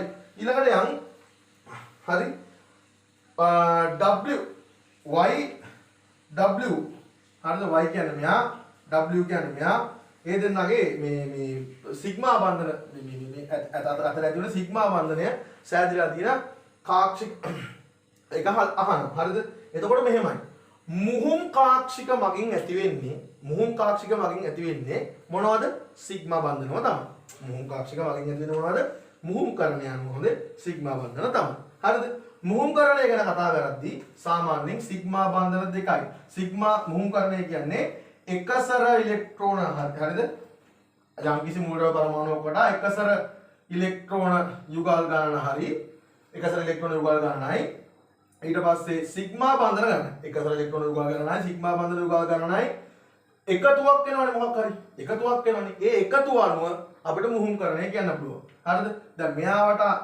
එකසර ඉලෙක්ට්‍රෝන යුගල් ගණනයි මේ සිග්මා බන්ධන යුගල් ගණනයි වල එකතුව දෙකයි කියලා හිතන්නකෝ SY P SP හරිද SP 3යි නම් SP SY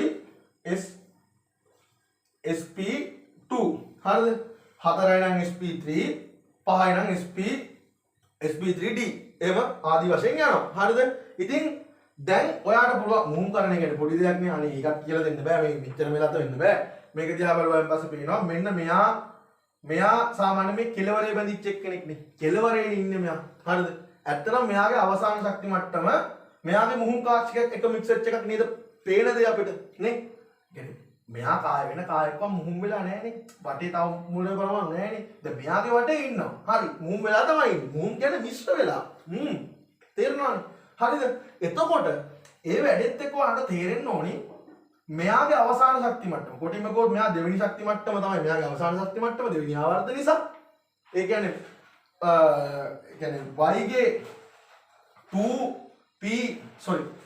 2p කාක්ෂික නයිට්‍රජන්ගේ මෙන්න මේ නයිට්‍රජන්ගේ එහෙම නැත්නම් W ගේ මොකක්ද යාගේ මේ මුහුම් කරන්නේ 1යි 2යි 3යි 4යි සිග්මා බන්ධන මේ ටිකයි එකසර මේ සිග්මා බන්ධන ටිකයි එකසර ඉලෙක්ට්‍රෝන ගන්න එකතු කරගෙන පස්සේ 4ක් වෙනා උත්තරේ එතකොට sp3 අන්න මුහුම් කරණය W ගේ sp3 අන්න sp3 මුහුම් කාක්ෂිකය 2p මුහුම් මේ 2p කාක්ෂිකයක් කවලා තමයි මේ වැඩේ වෙන්නේ ඊට පස්සේ WE Z ගේ යහනවා ඉතින් W වල මෙයාගේ 1යි 2යි 3යි එතකොට W ගේ මේ W ගේ sp2 හරිද sp2 මුහුම් කාක්ෂිකය මෙන්න මෙයා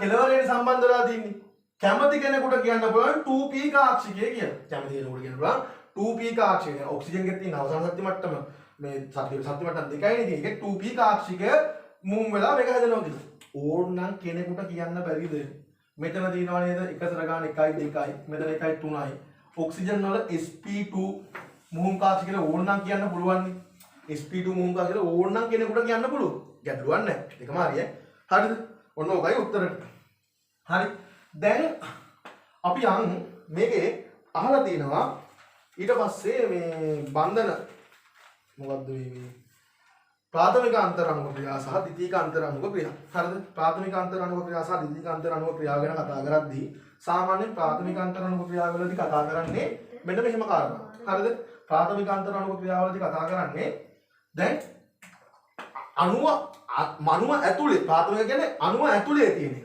සෙට් එක අණුව ඇතුලේ කියන්නේ CCl4 නම් CCl4 හරිද CCl4 නම් ඒ අණුව හැදිලා තියෙන ක්ලෝරින් 4 දෙනෙක් කාබන්ට බැඳිලානේ ඒ අණුව ඇතුලේ තියෙන බන්ධන වර්ගය. කොටිම ගොත් ආයනිකද සහසංයුත මේ සහසංයුතද සහසංයුත නම් ද්‍රවීය සහසංයුතද නිර්ද්‍රවීය සහසංයුතද. ඕක තමයි අහන්නේ. හරිද? එතකොට ද්විතීයිකාන්තර අණුක ක්‍රියා කියන්නේ අණු අතර. ඒ කියන්නේ මේ CCl4 එක අණුවකුයි තව CCl4 අණුවකුයි අතර ඇතිවන්නා වූ බන්ධන වර්ගය. මේකෙදි සාමාන්‍යයෙන් පොඩි ට්‍රික් එකක් තියෙනවා කියලා දෙන්නම්. හරිද? දැන් නිකන් හිතන්න සම පරමාණු දෙකක් ඉන්නවා කියලා. මොකද්ද? සම පරමාණු දෙකක්. දැන් කොල්ලෙක් දැක්කම ප්‍රේරණය වෙන්නේ නැහැ ළමයි. පොඩි අකුලක් තියෙනවානේ. හරිද? අන්න ඒ වගේ සීන් එකක් තමයි මෙතන තියෙන්නේ. හරිද? සම පරමාණු දෙකක් ඇතුළත විද්‍යුත් ඍණතාවය සමානයිනේ. දෙන්නගේම විද්‍යුත් ඍණතාවය සමානයි. විද්‍යුත් ඍණතාවය සමාන දෙන්නෙක් අතර මේ ඉලෙක්ට්‍රෝන එහෙම පේරණය වීමක් සිද්ධ වෙන්නේ නැහැ. කුටින්ම ගොත් එහෙම අවුලක් නැහැ. හැබැයි විෂම පරමාණු අතර අනිවාර්යයෙන්ම බන්ධනයක් හැදෙනවා නම් සාසංජ නම් විද්‍යුත් ඍණතාවය අනුව එක පැත්තකට මේ ඉලෙක්ට්‍රෝන ටික ඇදිලා යනවා. හරිද? විද්‍යුත් ඍණතාවය වැඩි කෙනා ගාවට මේ ඉලෙක්ට්‍රෝන ටික ඇදිලා යනවා. කොහොමද විද්‍යුත් ඍණතාවය වැඩි කෙනා ගාවට යනවා කියන්නේ? මෙහෙමනේ.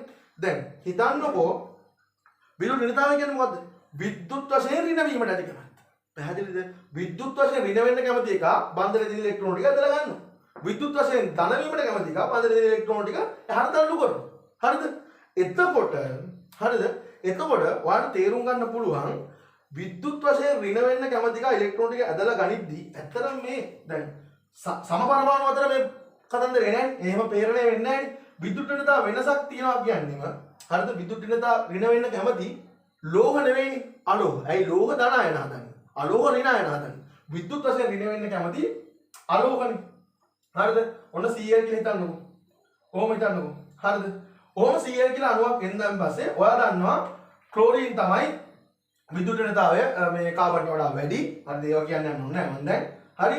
ඊට පස්සේ මේ විද්‍යුත් ඍණතාවය වැඩි ක්ලෝරින් නිසා එයා කරන්නේ මේ පැත්තට ඇදගෙන යනවා. කොටින්ම කිව්වොත් එහෙම ඇදගෙන යද්දී හරිද? එහෙම ඇදගෙන යද්දී ඔයාලට පේනවා ක්ලෝරින් ගාව පොඩි ඩෙල්ටා මයිනස් ගතියක් ඇති වෙනවා. සම්පූර්ණයෙන් ඍණ වෙන්නේ නැති නිසා පොඩ්ඩයිනේ ඍණ වෙන්නේ. පොඩ්ඩ කියලා කියන්නේ ඩෙල්ටා.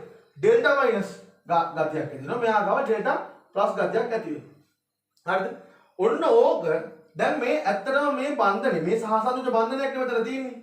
CCl4 සහසංයුජ බන්ධනයක් හැදුනට ඒක සමපරමාණු කොනවන නිසා ද්‍රවීයද නිර්ද්‍රවීයද? සමපරමාණුක නම් නිර්ද්‍රවීයයි.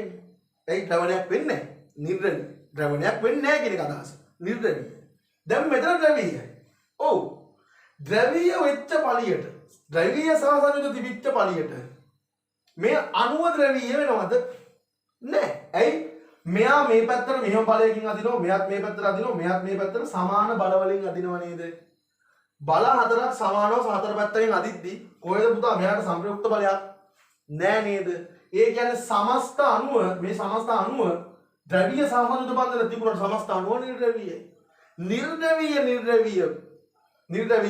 අණුව අතර නිර්ද්‍රවීය අණුව අතර ද්විතීයික අන්තර අණුව ක්‍රියාවක් ඇති වෙනවා. ඒ මොකද්ද? ඒකට කියනවා වචනයක් ලන්ඩන් බල. ලන්ඩන් කිව්ව ගමන් නිර්ද්‍රවීය. හරිද? හරි. දැන් ලන්ඩන් බල ස්ථිර දීර්ඝ වල හයිඩ්‍රජන් බන්ධන කියලා කොටස් තුනක් තියෙනවා. ඒක තේරුම් ගන්න මෙන්න මෙහෙම. හරිද? ඒක තේරුම් ගන්නේ හයිඩ්‍රජන්ට බැඳි අනිත් කෙලවරේ ඔක්සිජන් වෙන්න පුළුවන්, නයිට්‍රජන් වෙන්න පුළුවන්, ෆ්ලෝරින් වෙන්න පුළුවන්. මොනවයි කිව්වේ? නයිට්‍රජන් වෙන්න පුළුවන්, ඔක්සිජන් වෙන්න පුළුවන්, එහෙම නැත්නම් ෆ්ලෝරින් වෙන්න පුළුවන්. විද්‍යුත් ඍණතාවය වැඩිනේ. හරිද? විද්‍යුත් ඍණතාවය වැඩි වුණායින් පස්සේ ඒ කෙලවරේ ඔක්සිජන් හෝ නයිට්‍රජන් හෝ ෆ්ලෝරින් ඉන්නවනම් මේ පැත්තට ඉලෙක්ට්‍රෝන ටික ඇදලා මේ පැත්ත ඩෙල්ටා මයිනස් වෙනවා, මේ පැත්ත ඩෙල්ටා ප්ලස් වෙනවා. හරිද? අන්න එහෙම කෙලවරක ඔක්සිජන් නයිට්‍රජන් ෆ්ලෝරින් සම්බන්ධ වෙච්ච හයිඩ්‍රජන් අනිත් කෙලවරට නයිට්‍රජන් ඔක්සිජන් ෆ්ලෝරින් සම්බන්ධ වෙච්ච කොටසක් ඉන්නවනම් එතන ඇති වෙන්නේ H බන්ධන කියලා කියනවා. එතන ඇති වෙන්නේ H බන්ධන කියලා කියනවා. හරිද? එතන ඇති වෙන්නේ H බන්ධන කියලා මතක තියාගන්න. හරිද? එහෙනම් මොකද්ද කොහෙද H බන්ධන තියෙන්නේ? එක්ට බඳිච්ච අනිත් කෙලවරේ N වෙන්න පුළුවන්, O වෙන්න පුළුවන්, F වෙන්න පුළුවන්. බැඳලා ඉන්නවද අනිවා තියෙන H බන්ධන. ආයෙ කතන්දර දෙකක් නැහැ. හරිද? ඊට පස්සේ ඔයා හිතන්නකෝ NOF නැතුව ඔය වෙන මොකක් හරි මූලක විෂම පරමාණු එක්ට H වෙන්න පුළුවන්. වෙන මොකක් හරි එකක් තියෙන පුළුවන් කියන්නේ. එහෙම මොකක් හරි තියෙනවා කියලා දැන් අපි H2S කියලා ගමුකෝ. දැන් මෙතන හරිද? sorry. මේ H2S වල හරිද? මෙතනදී ද්‍රවීය සහසංයුජ බන්ධනයක් තමයි ඇතුළේදී. ඔව්. මෙතන බල දෙක කැපෙන්නෙත් නැහැ. ඇයි? මෙතන බල දෙක කැපෙන්නෙත් නැහැ. ඔන්න. මෙතන බල දෙක කැපෙන්නේ නැහැ. හරිද? ඔන්න මේ බල දෙක කැපෙන්නෙත් නැහැ. කැපෙන්නේ නැති නිසා කොහොමත් මේ අණුව අතර තියෙන්නේ ද්‍රවීය මේ අණුව සම්පූර්ණ ද්‍රවීය අණුව. හරිද? ද්‍රව වෙන් වෙලා නේද ස්ථිර වශයෙන්. අන්න ඒකට කියනවා. මෙතන හයිඩ්‍රජන් බන්ධන. හැබැයි හයිඩ්‍රජන් බැඳි අනිත් කෙලවරේ කවුරු හරි වෙන මේ තුන් දෙනා හැර වෙන කෙනෙක් ඉන්නවා නම් ද්‍රව වෙලා වෙන් වෙලානේ තියෙන්නේ. ස්ථිර වශයෙන් වෙන් වෙලානේ තියෙන්නේ. අන්න කියනවා ස්ථිර ද්‍රව ස්ථිර ද්‍රව බන්ධන තියෙනවා. ස්ථිර ද්‍රව බන්ධන තියෙනවා. හරිද? හරි. අනිත් එකේ සාමාන්‍යයෙන් අණුව සම්පූර්ණ අණුව නිර්ද්‍රවීය නම් කතන්දර දෙකක් නැහැ. ඒකේ තින්නේ ලන්ඩන් බල. හරිද?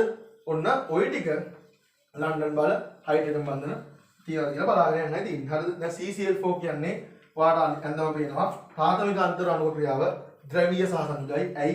සම පරමාණු නෙවෙයි කාබන් ක්ලෝරින් විෂම පරමාණු. එතකොට ද්‍රවීය සහ සංයුගයි. හැබැයි මේ සමස්ත අණුව නිර්ද්‍රවීය එකක්. ඒක නිසා යාතන තියෙන්නේ ලන්ඩන් බල. හරිද? එයාගෙන් H2S ගත්තායින් පස්සේ යාගේ අණුව ඇඳයින් පස්සේ අපිට පේනවා H2S කියන්නේ මෙන්න මෙහෙම එක්කෙනෙක්, සල්ෆර් මෙන්න මෙහෙම එන්නේ එක්කෙනෙක්, H කොහොම තියෙන කෙනෙක්. ඉතින් මෙයාගේ තියෙන්නේ ද්‍රවීය සහ සංයුග බන්ධන තමයි. ඔව්. හැබැයි සමස්ත අණුවක් ද්‍රවීයයි. ඒක නිසා ස්ථිර ද්‍රව මොකද ඒකට හේතුව H බැඳි කෙලවරේ ඔක්සිජන්වත් නයිට්‍රජන්වත් ක්ලෝරින්වත් නැහැ. ඒ කියන්නේ හයිඩ්‍රජන් බන්ධන නෙමෙයි මෙතන තියෙන්නේ ස්ථිර ද්‍රව. හැබැයි CH3OH කියන එක්කෙනා CH3OH කියන එක්කෙනා ඇඳයින් පස්සේ ඔයාලට පේනවා මෙයාගේ තියෙන්නේ ඕට බැඳි H බැඳි අනිත් කෙලවරේ ඔක්සිජන් කෙනෙක් ඉන්නවා. ඒ කියන්නේ OH කාණ්ඩයක් තියෙනවා. එහෙනම් අනිවාර්යෙන්ම ONF තියෙනවා නම් හයිඩ්‍රජන් බන්ධන. එතන හයිඩ්‍රජන් බන්ධන තමයි තියෙන්නේ. මෙතන තියෙන්නේ ද්‍රවීය සහ සංයුග බන්ධන. කොහොමත් විෂම පරමාණුක අණු අතර ඇතුලේ තියෙන්නේ මේ ද්‍රවීය සහ සංයුග බන්ධන. හරිද? N2 කියන්නේ නිර්ද්‍රවීය අණුවක්. නිර්ද්‍රවීය සහ සංයුග බන්ධනමයි තියෙන්නේ. ඒ ඇතුලේ තියෙන්නේ ලන්ඩන් බන්ධන. හැබැයි ඔය සාමාන්‍යයෙන් ද්‍රවණය වෙලා ඉන්න ඕනම කෙනෙක් අතර ලන්ඩන් බලක් තියෙන්න පුළුවන්. පේනවා ලන්ඩන් බලක් තියෙන්න පුළුවන්. හරිනේ. ඊට පස්සේ ඔන්න ප්‍රශ්නේ ඊළඟ කොටසට එනවා. එක්තරා කාබන් එක්තරා අයනයක් C1 C2 C3 ආදී වශයෙන් C3 ආදී වශයෙන් ලකුණු කරලා තිනවා. හරිද? C4 ආදී වශයෙන් ලකුණු කරලා තිනවා. ඒකේ තියෙන බන්ධන දිග සාමාන්‍යයෙන් බන්ධනයක දිග වෙනස් වෙන්නේ කොහොමද? බන්ධනයක දිග වෙනස් වෙන්නේ තනි සිග්මා බන්ධනයක් තියෙනවා නම් එයාගේ බන්ධනයේ දිගට වඩා ද්විත්ව බන්ධනයක දිග අඩුයි. මේ පොඩි පේනවනේ ඒක නිකන්.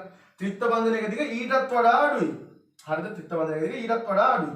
ඒ කියන්නේ හරිද? සාමාන්‍යයෙන් S ලක්ෂණ වැඩි වෙද්දි බන්ධනයේ දිග වැඩි වෙනවනේ. හරි? S ලක්ෂණ වැඩි වෙද්දි බන්ධනයේ දිග වැඩි වෙනවා. sorry S ලක්ෂණ අඩු වෙද්දි බන්ධනයේ දිග වැඩි වෙනවා. S ලක්ෂණ අඩු වෙද්දි බන්ධනයේ දිග වැඩි වෙනවා. X ලක්ෂණ අඩු වෙන්න ඕනේ බන්ධනයේ දිග වැඩි වෙනවා. දැන් S ලක්ෂණ අඩු වෙද්දි බන්ධනයේ දිග වැඩි වෙනවා. X ලක්ෂණ වැඩි වෙද්දි බන්ධනයේ දිග අඩු වීමක් සිද්ධ වෙනවා. හරිද? දැන් අපිට අණුව දීලා තියෙනවා. ඔන්න අණුව අපි බලාගෙන යන්න. ඔන්න අණුව. හරිද? අණුව දීලා තිනවා. නයිට්‍රජන් ඉන්නවා පුතේ. කාබන් ඉන්නවා. තව C1, එයා මෙතන C2, එයා මෙතන C3, එයා මෙතන C4. හරි? මෙතන හයිඩ්‍රජන් දෙන්නයි, මෙතන හයිඩ්‍රජන් දෙන්නයි. මෙතන හයිඩ්‍රජන් එක්කෙනෙක්. හරිනේ වැඩි.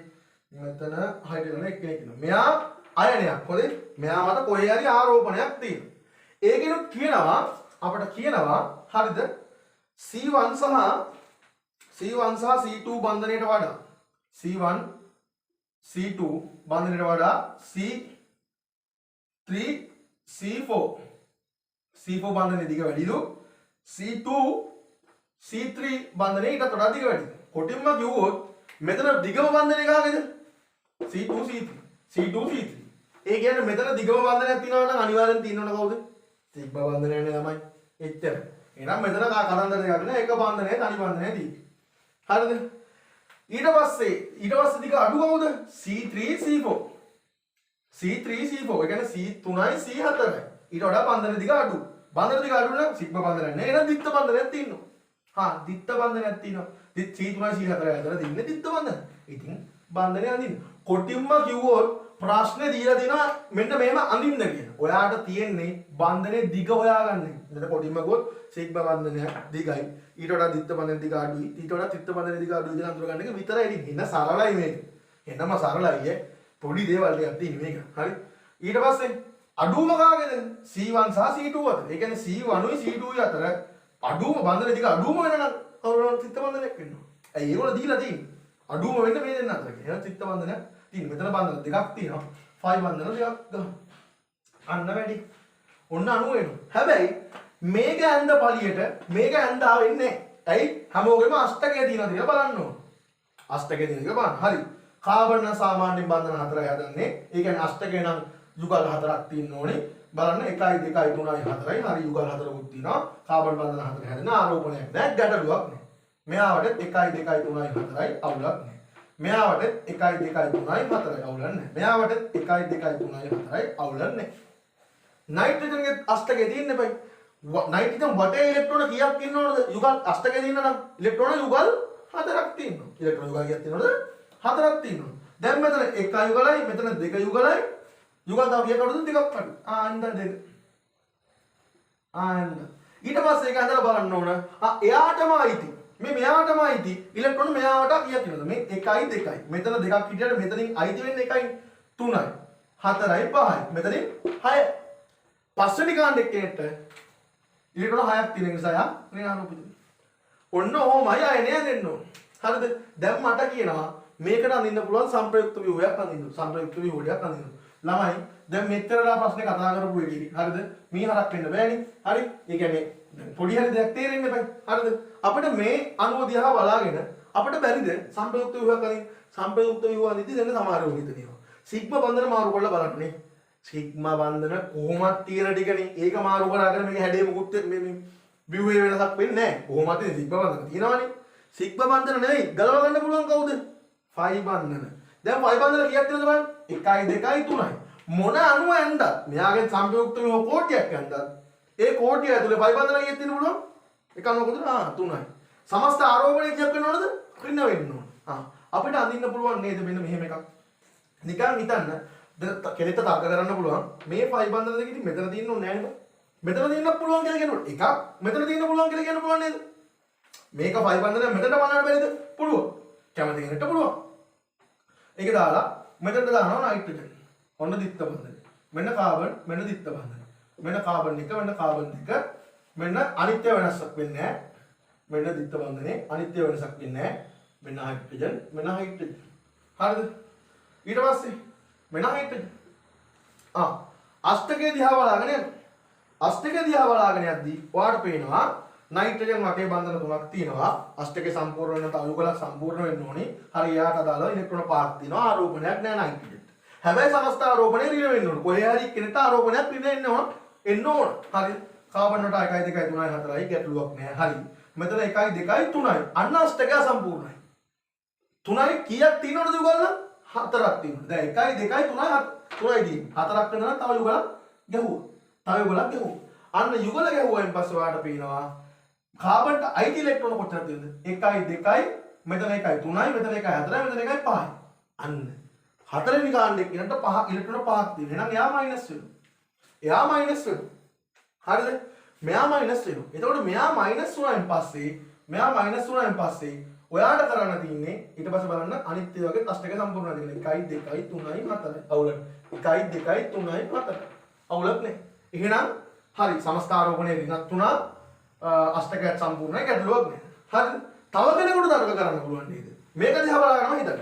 තව කෙනෙකුට තර්ක කරන්න පුළුවන් නේද? හරි ඔය ෆයි බන්ධනේ ඔහොම තියෙද්දි හරිද? ඔය ෆයි බන්ධනේ ඔහොම තියෙද්දි මෙතනට එකක් පන්නන්න පුළුවන්. ඒ වගේමයි ඒ පන්නද්දි මෙතනට පන්නන්න පුළුවන් කියලා හිතන්න පුළුවන්. තව කෙනෙකුට එහෙම තර්ක කරන්න පුළුවන් නේ. එහෙම අන්දොත් තව එකක් අඳින්න පුළුවන් නේද මෙහෙම? හරිද? තව එකක් අඳින්න පුළුවන් නේද මෙහෙම? මේ කාබන් අතරට මේ ෆයි බන්ධනේ පෙන්නුවා. මෙතන දෙකක් තියෙනවා. හරි. 2යි මෙතන 1යි. මේ ෆයි බන්ධනේ මෙතනට පෙන්නා. එතකොට කාබන් 3. එතකොට ආන්න හයිඩ්‍රජන් මෙතන හයිඩ්‍රජන් ගැටලුවක් නෑ. මෙතන නයිට්‍රජන් කොහොම හයිඩ්‍රජන් නේ. හරිනේ. ඒක දිහා බලලා අපිට මේක තීරණය කරන්න පුළුවන් නේද? එතකොට අපි බලන්නේ අෂ්ටකයේ තියෙනවද කියලා බලන්න. 1 2 3යි එකක් අඩුයි. ඉතින් ඒක තිබ්බා මේ එතකොට අෂ්ටක හරි නයිට්‍රජන් වල ආරෝපණයක් නැහැ. මෙයාට 1 2 3යි 4යි අවුලක් නැහැ. මෙයාට 1 2 3යි 4යි අවුලක් නැහැ. මෙයාටත් 1 2 3යි 4යි මේ 4යි අවුලක් නැහැ. හැබැයි ආරෝපණයක් ඍණාරෝපණයක් තියෙනවා නම් ඒ ඍණාරෝපණය ඉන්නේ මෙයාට එයා මත එකසර ඉලෙක්ට්‍රෝන යුගල දාලාම තමයි අෂ්ටකේ සම්පූර්ණ වෙන ඍණාරෝපණය දාන්න ඕන. ඔන්න ඔකයි එන්න ඕන බන්ධන ඇඳයින් පස්සේ මේක එන්න පුළුවන්. තව කෙනෙකුට ඕනම නම් මෙතන තියෙන දිත්ත බන්ධන දෙක එකපාරම මේ පැත්තට පන්නලා හරිද? මේ පයි බන්ධනෙත් මේ පැත්තට පන්නලා කැමති කෙනෙකුට එකක් අඳින්න පුළුවන්. මෙන්න මේ විදිහට. හරිද? ඕනම නම් හරි ඕනම නම් මෙන්න මේක තව කෙනෙක් මෙන්න මෙහෙමත් හිතන්න පුළුවන්. ද්විත්ව බන්ධනේ කොහොම ඇඳා මෙතන නයිට්‍රජන් ඉන්නවා. හරිද? ඊට පස්සේ මෙතන ඉන්නවා හයිඩ්‍රජන්. හරි. ඊට පස්සේ මෙතන කාබන් ඉන්නවා. මෙතන ද්විත්ව බන්ධනේ නැති වෙච්ච නිසා C1 C2 මේ 5 බන්ධනේ මේ පැත්තට පෙන්නවෙන්න පුළුවන්. එතකොට C3 මෙතන C4 වෙනවා. හරිද? මේ හයිඩ්‍රජන්ලා දෙන්න මෙහෙම ඉන්නවා. මේ හයිඩ්‍රජන්ලා දෙන්න මෙහෙම ඉන්නවා. මේ හයිඩ්‍රජන්ලා මෙහෙම ඉන්නවා. හරි. දැක්කම පේනවා නයිට්‍රජන් වටා බන්ධන 4ක් තියෙනවා. එයා වටා තන එකක් එනවා. මෙයා වටා බන්ධන 4ක් තියෙනවා. උලක් නැහැ. මෙයා වටා බන්ධන 3යි තියෙන්නේ. ඉතින් 4ක් වෙන යුගලක් ගහන්න ඕනේ. එහෙම යුගල ගහද්දි බලන්න ඔයාලට පේනවා 1යි 2යි 3යි 4යි 5යි මෙයා වටා ඍණ වෙනවා. හරිද? මෙයා වටා 1යි 2යි 3යි 4ක් තියෙනවා. උලක් නැහැ. මෙයා වටා කීයක් වෙනවද? මේ කාබන් 4 වටා 1යි 2යි 3යි යුගලක් අඳින්න වෙනවා. යුගලක් අඳින්න වෙනවා. ඒ ඇඳයින් පස්සේ එයා වටා ඉලෙක්ට්‍රෝන 1යි 2යි 3යි 4යි 5ක් වෙනවා. එයාත් ඍණ වෙනවා. එතකොට ධන 1යි ඍණ 2ක් වෙනවා. සමස්ත ආරෝපණය අනුව මේ සමස්ත ආරෝපණය ඍණ 2ක් sorry ඍණ 2යි ධන 1යි එකතු වුණාම ඍණ 1ක් වෙන නිසා මේ සම්පූර්ණ සැකිල්ලට මේ සැකිල්ලට මේ සම්පූර්ණ විව පිළිගන්න පුළුවන් කියලා ගන්න පුළුවන්. හැබැයි ආරෝපණ ව්‍යාප්තිය වැඩි. පැහැදිලිද? හරි. කොහොම ගත්තා? ඊට පස්සේ අපෙන් අහනවා සංප්‍රයුක්ත ව්‍යුහ දෙකක් එහෙද සංප්‍රයුක්ත දෙකක් නැන්නේ කොහොමද අපිට තුනක්ම ඇඳ. හරිද? තුනක්ම ඇඳ. ඊට පස්සේ අපෙන් අහනවා ඉහත එකෙහි අඳින ලද ව්‍යුහේ. ඒ කියන්නේ එකෙහි අපි ඇඳ ව්‍යුහේ. මෙන්න මේකනේ එකෙහි යන්නේ. හරිද? ඒකෙහි ඇඳ ව්‍යුහේ. හරිද? ඒ අණුව අපෙන් අහනවා හරිද? එක් පරමාණු වටා හැඩය අහනවා. කාක්ෂික ජ්‍යාමිතිය අහනවා. මුහුම්කරණය අහනවා. ඔක්සිකරණාංකය අහනවා. මම දැන් ඉක්මනට කියාගෙන යන්නම්.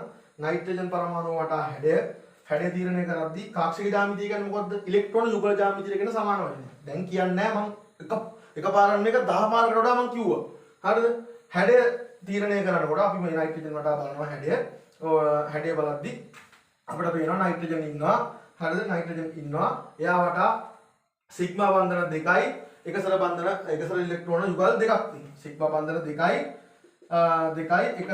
එකසර 2යි. ඒ කියන්නේ එකසර ඉලෙක්ට්‍රෝන යුගල් දෙකක් මේ මනක්කල්පිතව බන්ධන හදනවා කියලා ඔක්කොම බන්ධන 4ක් හදනවා කියලා කියන්නේ. ඒතකොට චතුස්තලීය වෙන්න ඕනේ. හැබැයි චතුස්තලීය වුණාට බන්ධන දෙකක් මනක්කල්පිතයි. ඉතින් බන්ධන දෙකක් මනක්කල්පිත වීම නිසා ඒ දෙක වැහුවයින් පස්සේ පේනවා අපිට හැඩය කෝණිකයි. මෙයාට හැඩය කෝණිකයි. හැබැයි යුගල් ජ්‍යාමිතිය. ඒ කියන්නේ ඉලෙක්ට්‍රෝන යුගලයේ ජ්‍යාමිතියත් සලකපන් කිව්වම හැඩය චතුස්තලීයයි. මුහුම්කරණය බලන්න එකසර ඉලෙක්ට්‍රෝන ගානයි මේ ටිකයි එකතු කරන්න. එකසර ඉලෙක්ට්‍රෝන ගානයි මේ සිග්මා බන්ධන ගානයි සිග්මා බන්ධන 1යි 2යි 3යි 4ක් වෙනවා. එතකොට sp3 වෙනවා. හරිද? එතකොට ඔක්සිකරණාංකය ගත්තයින් පස්සේ වඩා විද්‍යුත් ඍණ වන්නේ නයිට්‍රජන්. එතකොට කාබන් ඔක්සිකරණාංකය විද්‍යුත් ඍණතාවය නයිට්‍රජන් වඩා අඩුයි. ඒක නිසා මේ පැත්තට ඉලෙක්ට්‍රෝන ගමන් කරනවා. එතකොට මේ බන්ධනේ වඩා විද්‍යුත් ඍණ වන්නේ නයිට්‍රජන් නිසා ඒ පැත්තට ඉලෙක්ට්‍රෝන ගමන් කරනවා. එතකොට මෙතනින් ඍණ 1යි මෙතනින් ඍණ 1යි ඍණ 2යි ඉලෙක්ට්‍රෝන එන නිසා ර්ණ 2යි මෙතන සම්පූර්ණ ආරෝපණය ඍණ නිසා ඒකත් එක්ක 1යි ඍණ 3ක් වෙනවා. හරිද? කාබන් C1 එක්ක එයා මේ දැක්ක ගමන් පේනවා සිග්මා බන්ධන දෙකක් විතරයි තියෙන්නේ. ඉතින් හැඩය රේඛීයයි. හරිද? ආය යුගල ජ්‍යාමිතිය කියලා එකක් ගන්න දෙයක් නැහැ. කොහොමද ඉලෙක්ට්‍රෝන යුගලක් මෙයාගේ නැති නිසා ඒත් යුගල ජ්‍යාමිතිය රේඛීයයි. හරිද? සිග්මා බන්ධනයි එකසරයි මේ වැදගත් වෙන්නේ මේ මුහුම්කරණයට ඉතින් සිග්මා බන්ධන විතරයි තියෙන්නේ 1යි 2යි sp.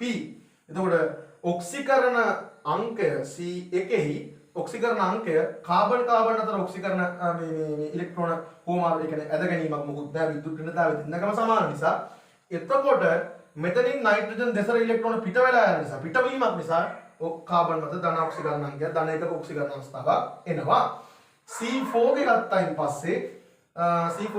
පස්සේ එයාගේ හැඩය ගත්තම බලන්න සිග්මා බන්ධන 3යි තියෙන්නේ. සිග්මා බන්ධන 3යි කියන්නේ නිකන් මධ්‍ය පරමාණු වටා බන්ධන 3ක් තියෙනවා කියන එක තනිය ත්‍රිකෝණාකාරයි. එකසර ඉලෙක්ට්‍රෝන නැති නිසා යුගල ජ්‍යාමිතියටත් අයිති වෙන්නේ මෙන්න මේ හැඩයමයි. ඒක නිසා ඒකත් තනිය ත්‍රිකෝණාකාරයි. මුහුම්කරණය ගත්තයින් පස්සේ සිග්මා බන්ධන වල එකතුවයි එකසර ඉලෙක්ට්‍රෝනයි වල එකතුවයි ගන්න ඕන. එකසර ඉලෙක්ට්‍රෝන මෙතන නැහැ. සිග්මා බන්ධන 1යි 2යි 3යි. ඉතින් ඒ ආදී වශයෙන් ගත්තම sp2 එන්න ඕනේ. ඔක්සිකරණ අවස්ථාව ගත්තයින් පස්සේ කාබන් තමයි ඔක්සිකරණ අවස්ථාව මේ විද්‍යුත් ඍණතාවය වැඩි. විද්‍යුත් ඍණතාවය වැඩි වුණාම මේ බන්ධනයේ තියෙන ඉලෙක්ට්‍රෝන ටික මේ පැත්තට එනවා. මේ බන්ධනයේ තියෙන ඉලෙක්ට්‍රෝන ටික මේ පැත්තට එනවා. කාබන් අතර ඉලෙක්ට්‍රෝන මේ වෙන්නේ නැහැ. ඉතින් ඒක ආවයින් පස්සේ ඔක්සිකරණ අංකය මෙතනින් එකයි මෙතනින් එකයි ඍණ දෙකක් බවට පත් වෙනවා. හරිනේ. ඊට පස්සේ අපෙන් අහනවා ප්‍රශ්නේ හරිද? ඊට පස්සේ අපෙන් අහනවා C2 හා C3 මෙන්න මේ දෙන්නගේ විද්‍යුත් ඍණතාවය වඩා ඉහළ වන්නේ කාගේද කියලා.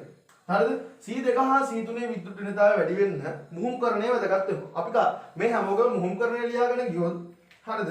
අපි මේ හැමෝගෙම මුහුම්කරණය ලියාගෙන ගියොත් අපිට පුළුවන් කියන්න මෙයාගේ SP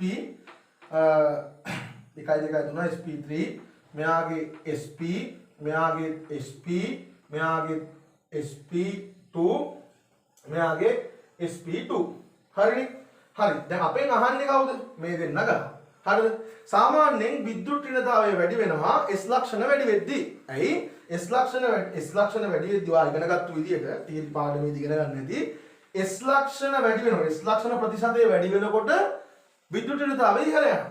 දැන් පුතේ විද්‍යුත් ඝනතාවය ඉහළ යනකොට හරිද S ලක්ෂණ ප්‍රතිශතය වැඩි කාගේද S ලක්ෂණ ප්‍රතිශතය වැඩි SP ගේ S ලක්ෂණ ප්‍රතිශතය වැඩි මෙයාගේ S ලක්ෂණ ප්‍රතිශතය අඩුයි හරිද එතකොට කාබන් දෙකට වඩා S ලක්ෂණ ප්‍රතිශතය වැඩි වෙද්දී මොකද්ද වෙන්නේ විද්‍යුත් ඍණ වෙනවා වඩා විද්‍යුත් ඍණ වෙනවා හරිද S ලක්ෂණ ප්‍රතිශතය වැඩි වෙද්දී වඩා විද්‍යුත් ඍණ වෙනවා S ලක්ෂණ ප්‍රතිශතය අඩු වෙද්දී වඩා විද්‍යුත් ඍණ වීම අඩු වෙනවා ඒ කියන්නේ වඩා විද්‍යුත් දාන වෙනවා හරිද එතකොට S ලක්ෂණ ප්‍රතිශතය වැඩි වෙද්දී තව මොකක්ද උනේ? බන්ධන දිග අඩු වෙනවා. බන්ධන දිග අඩු වෙනවා. S ලක්ෂණ ප්‍රතිශතය වැඩි වෙද්දී S ලක්ෂණ ප්‍රතිශතය වැඩි වෙද්දී බන්ධන දිග අඩුයි. විද්‍යුත් ඍණතාවය වැඩි. S ලක්ෂණ ප්‍රතිශතය අඩු වෙද්දී බන්ධන දිග වැඩි විද්‍යුත් ඍණතාවය හරිද? බන්ධන දිග මොකක් වෙනවද? බන්ධන දිග S ලක්ෂණ ප්‍රතිශතය අඩු වෙද්දී බන්ධන දිග වැඩි වෙනවා. විද්‍යුත් ඍණතාවය අඩු වෙනවා. මෙයාගේ S ලක්ෂණ ප්‍රතිශතය වැඩි. බන්ධන දිග මොකෝ වෙන්නේ? බන්ධන දිග නම් අඩුයි. හැබැයි විද්‍යුත් ඍණතාවය වැඩි. එහෙනම් විද්‍යුත් ර්ණතාවය වෙන්නේ C2 ගේ විද්‍යුත් ර්ණතාවය වැඩි. ඒක මුහුම් කරන්නේ තමයි පැහැදිලි කරන්නේ. හරි. ඊට පස්සේ ඉහත සිග්මා පහත සිග්මා බන්ධන සෑදීම සඳහා දායක වූ කාක්ෂික අහනවා H හා N අතර H ගේ 1s කාක්ෂිකය N ගේ sp3 මුහුම් කාක්ෂිකය. හරිද? C1 හා C2 අහනවා C1 C2 ඉතින් C1 ගේ sp මුහුම් කාක්ෂිකය සහ C2 ගේ sp මුහුම් කාක්ෂිකය තමයි සම්බන්ධ වෙලා මේක හැදෙන සිග්මා බන්ධන හැදෙන්නේ. අනිවාර්යෙන් මතක තියාගන්න ඕන කාරණාව තමයි සිග්මා බන්ධන වලින් සෑදෙන්නේ මේ මුහුම් කාක්ෂික වලින් සෑදෙන්නේ සිග්මා බන්ධනව පමණයි. හරි. එහෙනම් ඔයගොල්ලන්ට පාඩම තේරෙනවා කියලා හිතනවා. ආයෙ රිෆර් කරලා පාඩම ටික සම්පූර්ණයෙන් බලලා ඉස්සරහට අපි ඔයගොල්ලෝ සම්බන්ධ කරගන්නවා තවත් අලුත් ප්‍රශ්න සාකච්ඡාවකින්. ආයුබෝවන්. හරි.